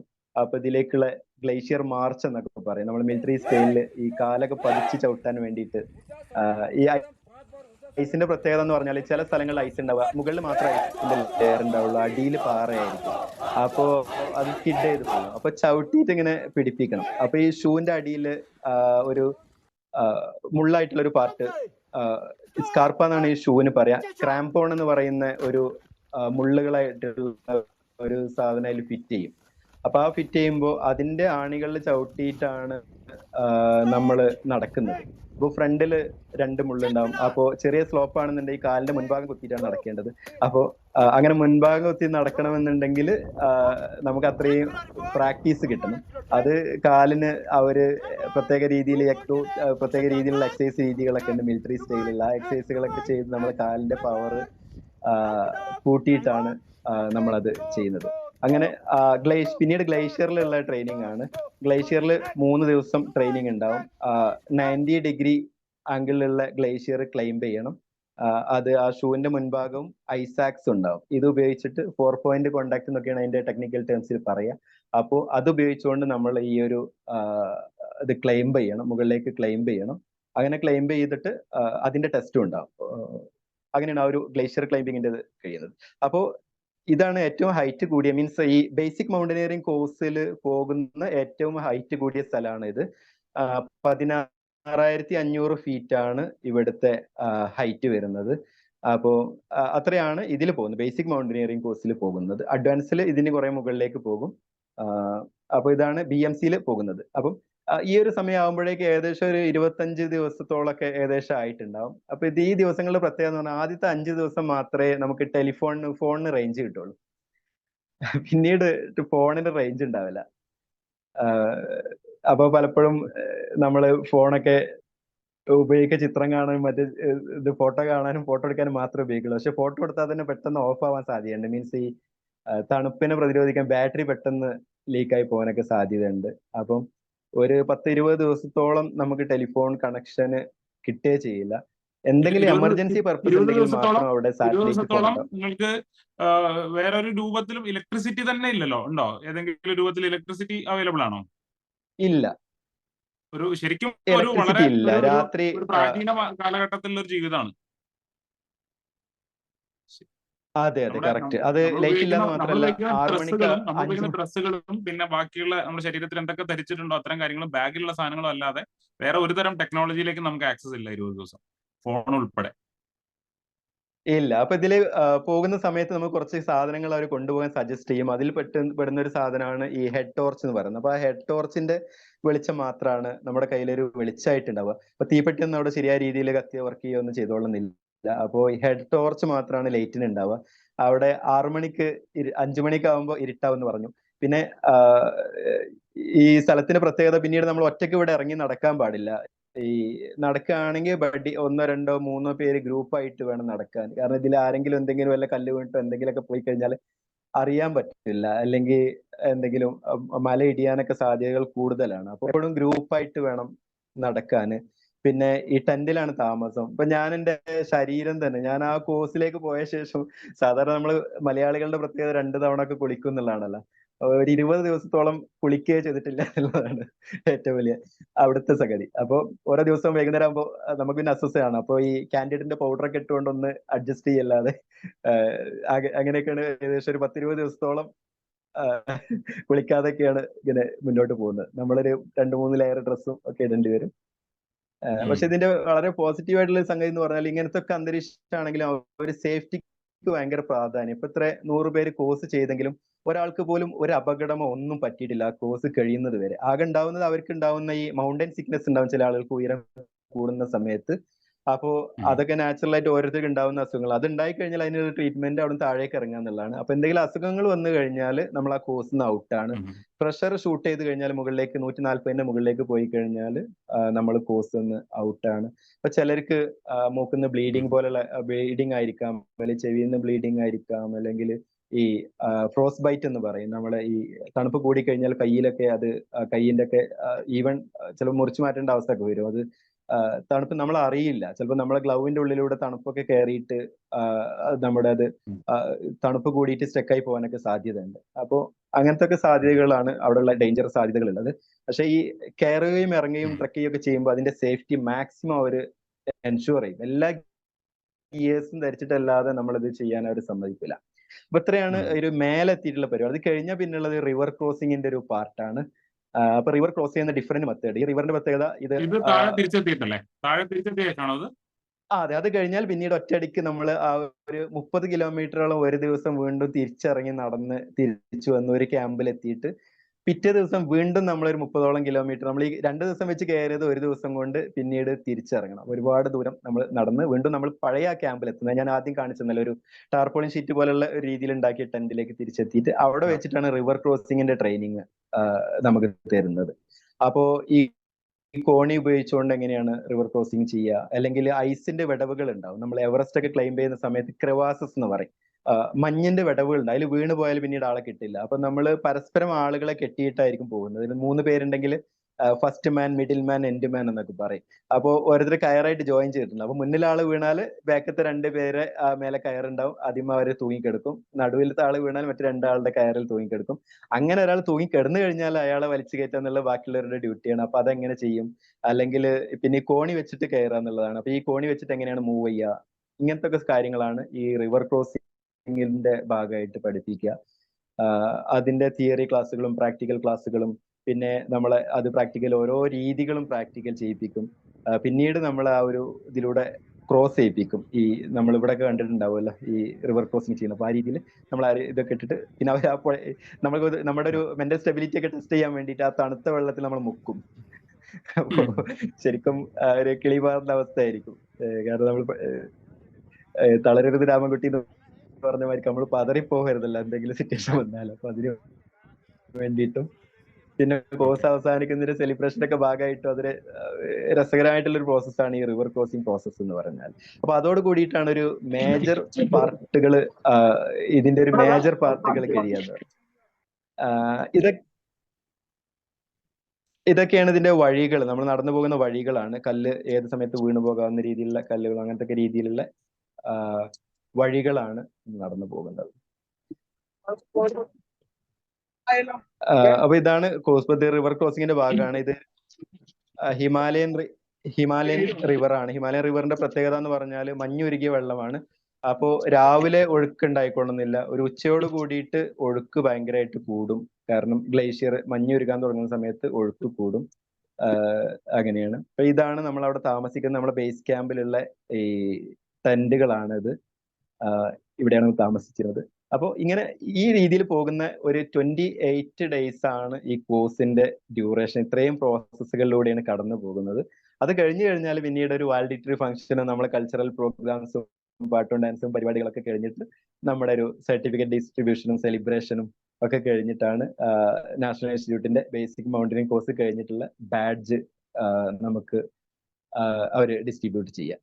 അപ്പൊ ഇത്രയാണ് സിമ്പിൾ ആയിട്ട് പറഞ്ഞാൽ. ഈ വളരെ പെട്ടെന്ന് ഓടിച്ചിട്ട് പോയി പറഞ്ഞു കഴിഞ്ഞാൽ അതിന്റെ ഒരു പ്രോസസ് എന്ന് പറയുന്നത് വലിയ അടിപൊളി, ഭയങ്കരം. നമ്മള് പിന്നെ നിങ്ങൾ ഷെയർ ചെയ്യുന്നത് കേട്ടിട്ടുണ്ടെങ്കിലും ഇത്രയും ഡീറ്റെയിൽ ആയിട്ട് ഫ്രം ബിഗിനിങ് ടു എൻഡ് ഒറ്റ സ്ട്രെച്ചിൽ ഇത് ഇങ്ങനെ കാണുന്ന സമയത്ത് ശരിക്കും ഇതൊരു ഒരു adventure cinema, into the wild അല്ലെങ്കിൽ അങ്ങനെയൊക്കെയുള്ള ഒരു സിനിമയിൽ ഒരു യാത്ര ചെയ്തിട്ട് ഭയങ്കര അഡ്വഞ്ചറിലേക്ക് പോകുന്ന അങ്ങനത്തെ ഒരു എക്സ്പീരിയൻസ് നമ്മുടെ ജീവിതത്തിൽ പരിചയമുള്ള ഒരാൾ ഷെയർ ചെയ്യുമ്പോൾ ഇറ്റ് ഫീൽസ് ലൈക്ക് ഭയങ്കര ഭയങ്കര അസാധ്യം, അല്ലെങ്കിൽ ഭയങ്കര അതിശയകരമാണ്. പിന്നെ എനിക്ക് നിങ്ങളത് ഷെയർ ചെയ്ത് കഴിയുന്ന സമയത്ത് പെട്ടെന്ന് മനസ്സിലേക്ക് വരുന്നൊരു ചോദ്യം, ഇങ്ങനെ ഒരു പ്രോഗ്രാമിന് പോകുന്ന സമയത്ത് ഇത് ഒരാളെ ട്രാൻസ്ഫോം ചെയ്യാതിരിക്കാൻ തരമില്ല, നമ്മൾ നേരത്തെ പറഞ്ഞ പോലെ. അപ്പൊ ഈ പ്രോഗ്രാമിന് മുന്നേ ഉള്ള ഒരു കമറുദ്ദീൻ, ഈ പ്രോഗ്രാമിന് ശേഷമുള്ള ഒരു കമറുദ്ദീൻ എന്ന് നിങ്ങൾ നോക്കി കാണുന്ന സമയത്ത് എന്തൊക്കെ കാര്യം ചിലപ്പോൾ നമുക്കത് നോട്ടീസ് ചെയ്യാൻ വളരെ പെട്ടെന്ന് നോട്ടീസ് ചെയ്യാൻ പ്രയാസമായിരിക്കും, എന്നാലും എന്തെങ്കിലും കാര്യങ്ങൾ ഈ സമയത്തിനുള്ളിൽ അങ്ങനെ ശ്രദ്ധയിൽ വന്നിട്ടുണ്ടോ, എന്തെങ്കിലും ഒരു ചേഞ്ച്? എനിക്ക് ഉള്ളൊരു മാറ്റം എന്ന് പറഞ്ഞാൽ ഒന്ന് ശരിക്കും ഒരു റെസിലിയൻസിലാണ് ഞാൻ ഒരു മാറ്റം കാണുന്നത്. അഥവാ എനിക്ക് നോർമൽ ലൈഫിൽ ചെയ്യുന്ന കാര്യങ്ങൾ വളരെ ഈസി ആയിട്ട് തോന്നുന്നു. മുൻപ് ടഫായിരുന്നു തോന്നുന്ന കാര്യങ്ങളൊക്കെ ഇത്രമാത്രം ഈസിയാണ്. ഇപ്പൊ എനിക്ക് ഒരാളോട് പോയി സംസാരിക്കണം, അല്ലെങ്കിൽ ഒരു സ്ഥാപനത്തിൽ പോയിട്ട് എന്റെ ഒരു പ്രൊഡക്റ്റ് പരിചയപ്പെടുത്തുക, അല്ലെങ്കിൽ എന്തെങ്കിലും ഒരു കാര്യം സംസാരിക്കുക, ഇതൊക്കെ ചെയ്യുക, അത് വളരെ സിമ്പിൾ ആണ്. ജസ്റ്റ് പോവുക, സംസാരിക്കാത്തേ ഉള്ളൂ. അതിന്റെ ഇടയ്ക്ക് മുകളിൽ നിന്ന് കല്ല് വീഴുക നോക്കേണ്ട ആവശ്യമില്ല, അടിയിലൂടെ മണ്ണ് വലിച്ചു പോവുക നോക്കേണ്ട ആവശ്യമില്ല, അല്ലെങ്കിൽ നമ്മള് ഡ്രസ് ഒന്ന് മാറിപ്പോയാൽ നമ്മൾ ഫ്രോസ്റ്റ് ബൈറ്റ് വരുമെന്ന് നോക്കേണ്ട ആവശ്യമില്ല. അപ്പൊ ഇങ്ങനെ നോർമൽ ലൈഫ് ഭയങ്കര ഈസിയാണ്, കാര്യങ്ങളൊക്കെ ചെയ്യാൻ ഭയങ്കര ഒരു ഈസിനെസ് തോന്നുന്നുണ്ട്.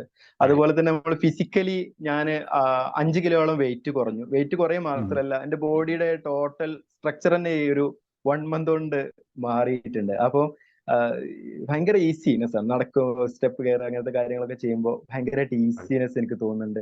ലാംഗ്വേജിൽ എനിക്ക് ഹിന്ദി തട്ടിമുട്ടി ഇങ്ങനെ ഹിന്ദി പറയുന്നത്, ഞാനിപ്പോ ഉറക്കത്തിൽ വർത്തമാനം പറഞ്ഞവരെ ഹിന്ദിയിലുള്ള ഒരു അവസ്ഥ. കാരണം അതിന്റെ കോഴ്സില് അതെ അതെ അതെ, കാരണം ഹിന്ദി മാത്രമാണ്, ഇൻസ്ട്രക്ടേഴ്സ് ഒക്കെ ഹിന്ദിയിലാണ് ക്ലാസ് എടുക്കുന്നത്. നമ്മൾ ഈ ഹിന്ദി അറിയില്ല എന്ന് പറഞ്ഞാൽ ഓക്കെ എന്ന് ഇംഗ്ലീഷ് സംസാരിക്കാന്ന് പറഞ്ഞാൽ ചിലപ്പോൾ ഇംഗ്ലീഷിൽ സ്റ്റാർട്ട് ചെയ്യും, പക്ഷെ പിന്നീട് ഹിന്ദി തന്നെ ആയിരിക്കും പോകുന്നത്. അപ്പോൾ കോഴ്സിന് പോകുന്നവരോടുള്ള ഒരു സജഷൻ, ഏത് മൗണ്ടനിയറിംഗ് ഇൻസ്റ്റിറ്റ്യൂട്ടിൽ പോവുകയാണെങ്കിലും ഒരു ബേസിക് ആയിട്ടുള്ള ഹിന്ദി പഠിക്കുക എന്നുള്ളതാണ്. ഹിന്ദി പഠിക്കുന്നത് നന്നായിരിക്കും, ഇല്ലെങ്കിൽ അവിടെ പോയാൽ പഠിച്ചോളും. ഓക്കെ, പിന്നെ നമുക്ക് കുറച്ച് ചോദ്യങ്ങളിലേക്ക് പോകാം. നമുക്കൊരു അടുത്തൊരു ലാസ്റ്റ് ഒരു 10 മിനിറ്റ്സോളം നമുക്ക് ബാക്കിയുണ്ട്. അതിന് മുന്നേ ഒരു കാര്യം കൂടി നമ്മൾ ക്വിക്കായിട്ട് അതും കൂടി ഒന്ന് ഷെയർ ചെയ്ത് കഴിഞ്ഞാൽ പിന്നെ നമുക്ക് കുറച്ച് ചോദ്യങ്ങൾ ആളുകൾ ഷെയർ ചെയ്തിട്ടുണ്ട്. അതിൽ തന്നെ എനിക്ക് തോന്നുന്നു വളരെ വസ്തുതകൾ, ഫാക്ടുകളെ അടിസ്ഥാനപ്പെടുത്തിയിട്ടുള്ള ഇന്ന ഇൻസ്റ്റിറ്റ്യൂട്ട്, ടൈം ഓഫ് അപ്ലിക്കേഷൻ, അങ്ങനത്തെ കാര്യങ്ങൾ നമുക്ക് കൂടുതലായിട്ട് ഗ്രൂപ്പിലും നമുക്ക് ഒബ്ജക്റ്റീവായിട്ട് ഷെയർ ചെയ്യാവുന്നതാണ്. അപ്പോ എന്നാലും നമുക്ക് കുറച്ച് കാര്യങ്ങൾ അഡ്രസ് ചെയ്യാം. അതിന് മുന്നേ ഒരു ചോദ്യം കൂടി. അപ്പൊ ഇത്തരം ഒരു കാര്യം, ഇത്തരം ഒരു മൗണ്ടനിയറിംഗ് കോഴ്സിന് വേണ്ടിയിട്ട് ഇപ്പൊ നിമാസിന്റെ പോലത്തെ ഒരു കോഴ്സ് എന്ന് പറഞ്ഞാൽ വളരെ വലിയൊരു സ്റ്റെപ്പ് ആയിരിക്കും പല ആളുകളെ സംബന്ധിച്ചിടത്തോളം.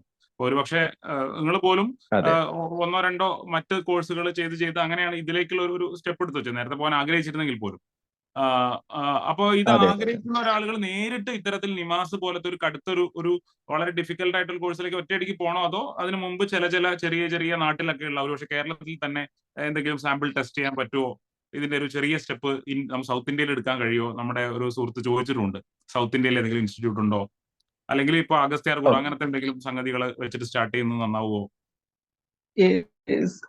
ഓക്കെ, നല്ലൊരു ക്വസ്റ്റ്യൻ ആണ്. കാരണം നമ്മൾ പലപ്പോഴും ഒന്ന് കേൾക്കുമ്പോഴേക്ക് നമ്മൾ ഓടിച്ചെന്ന് അഡ്മിഷൻ എടുത്ത് ചെയ്യുന്നതിലും ഏറ്റവും നല്ലത് നമ്മൾ കുറച്ച് ഫിസിക്കൽ ഫിറ്റ്നസ് ഉണ്ടാക്കി എടുക്കുക എന്നുള്ളതാണ്. ഫിസിക്കൽ ഫിറ്റ്നസിനെ ശ്രദ്ധിക്കേണ്ടത് നമ്മൾ ജിമ്മിൽ പോയിട്ട് ഒരുപാട് മസിൽ ഉണ്ടാക്കുക എന്നുള്ളതല്ല, നമ്മൾ എൻഡ്യൂറൻസ് കൂട്ടുന്ന രീതിയിലുള്ള എക്സസൈസുകൾ നന്നായിട്ട് ചെയ്യുന്നത് നല്ലതാണ്. ഫോർ എക്സാമ്പിൾ പറഞ്ഞാൽ അത് ജോഗിങ് ആയിരിക്കാം, സ്വിമ്മിങ് ആയിരിക്കാം, അല്ലെങ്കിൽ കാർഡിയോ എക്സസൈസുകളായിരിക്കാം. അങ്ങനത്തെ എക്സസൈസുകൾ ചെയ്തിട്ട് നമ്മുടെ ഫിറ്റ്നസ് ഒന്ന് കൂട്ടുക എന്നുള്ളതാണ് ആദ്യം ചെയ്യേണ്ട ഒരു കാര്യം. അതിന്റെ കൂടെ തന്നെ നമ്മുടെ നാട്ടിലുള്ള ഈ ട്രെക്കിംഗ് അവസരങ്ങളൊക്കെ ഉപയോഗപ്പെടുത്തിയിട്ട് ചെറിയ ട്രെക്കിങ്സ് ഒക്കെ ആദ്യം ഒന്ന് ചെയ്യുന്നത് നല്ലതാണ്. ഇപ്പോ കേരളത്തിൽ ഏറ്റവും കൂടുതൽ ഇപ്പൊ ഇത്തരം നടക്കാനൊക്കെ പറ്റുന്ന രീതിയിലുള്ള ട്രെക്കിംഗ് ഇപ്പൊ അഗസ്ത്യാർകൂടം ട്രെക്കിംഗ് ആണ്. അങ്ങോട്ടും ഇങ്ങോട്ടും കൂടെ ഏകദേശം ഒരു 50 കിലോമീറ്ററോളം. 50 കിലോമീറ്റർ 3 ദിവസം കൊണ്ടൊക്കെ ആയിരിക്കാം, 3 ദിവസം കൊണ്ടാണ് കവർ ചെയ്യുന്നത് അഗസ്ത്യാർകൂടം. അപ്പൊ അങ്ങനത്തെ കുറച്ച് ട്രെക്കിങ്സ് ഒക്കെ ചെയ്യാം. അഗസ്ത്യാർകൂടം ഏത് ഭാഗത്താണ് അത്?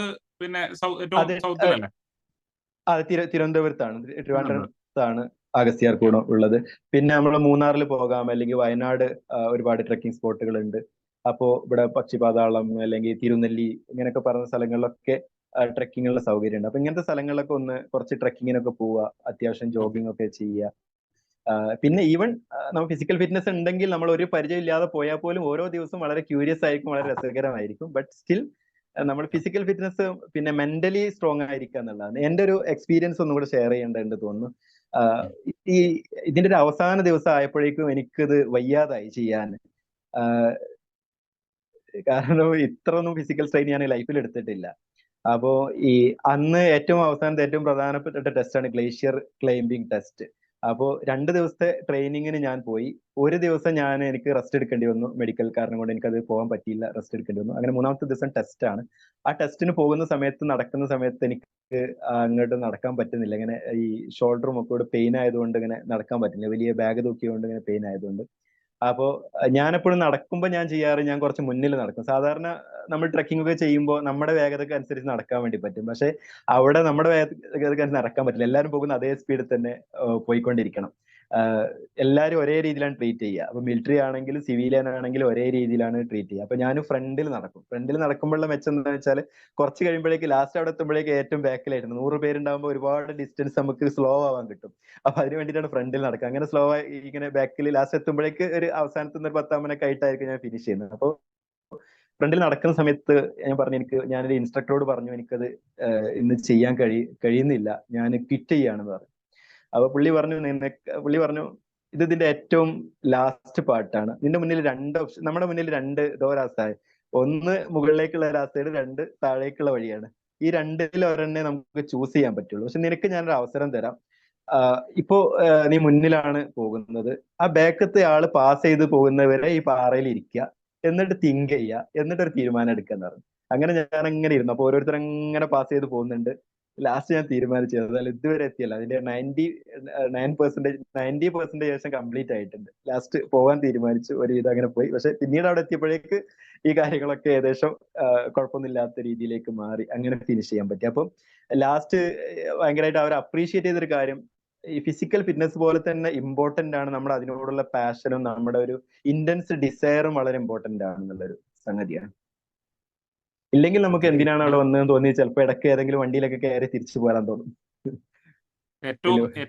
ഇത് ഏറ്റവും പെർഫെക്റ്റ് ആയിട്ട് നിങ്ങളുടെ ഈ ഒരു എക്സ്പീരിയൻസ് ഷെയറിംഗ്, നിങ്ങളുടെ ഒരു ഷെയറിംഗ് അവസാനിപ്പിക്കാൻ പറ്റിയ ഏറ്റവും പെർഫെക്റ്റ് ആയിട്ടുള്ള ഒരു സംഗതിയാണ്. ശരിക്കും ഒരു ലിറ്ററലി ക്ലൈമാക്സ് സീൻ. ഓക്കെ, അപ്പൊ നമുക്ക് എന്തായാലും 8:55 ആയിട്ടുണ്ട്. നമുക്ക് ഇനി ആർക്കെങ്കിലും ക്വസ്റ്റ്യൻസോ തോട്ട്സോ ഷെയർ ചെയ്യാണ്ടെങ്കിൽ നമുക്ക് ചിലപ്പോൾ വേണമെങ്കിൽ ഇതിൽ ഒരു ആഴത്തിൽ ഡിപ്പെൻഡിങ് ഓൺ ദ ക്വസ്റ്റ്യൻസ്, നമുക്ക് കിട്ടുന്ന ക്വസ്റ്റ്യൻസിനനുസരിച്ചിട്ട് നമുക്ക് വേണമെങ്കിൽ ഒരു സെക്കൻഡ് സെഷൻ വേണമെങ്കിൽ പ്ലാൻ ചെയ്യാം, കൂടുതൽ ഡീപ്പായിട്ടുള്ള കാര്യങ്ങൾ അറിയാൻ വേണ്ടിയിട്ട്. അപ്പോ നിങ്ങളുടെ തോട്ട്സ് നിങ്ങൾക്ക് ഷെയർ ചെയ്യാം, നിങ്ങളുടെ ക്വസ്റ്റ്യൻസ് ഷെയർ ചെയ്യാം.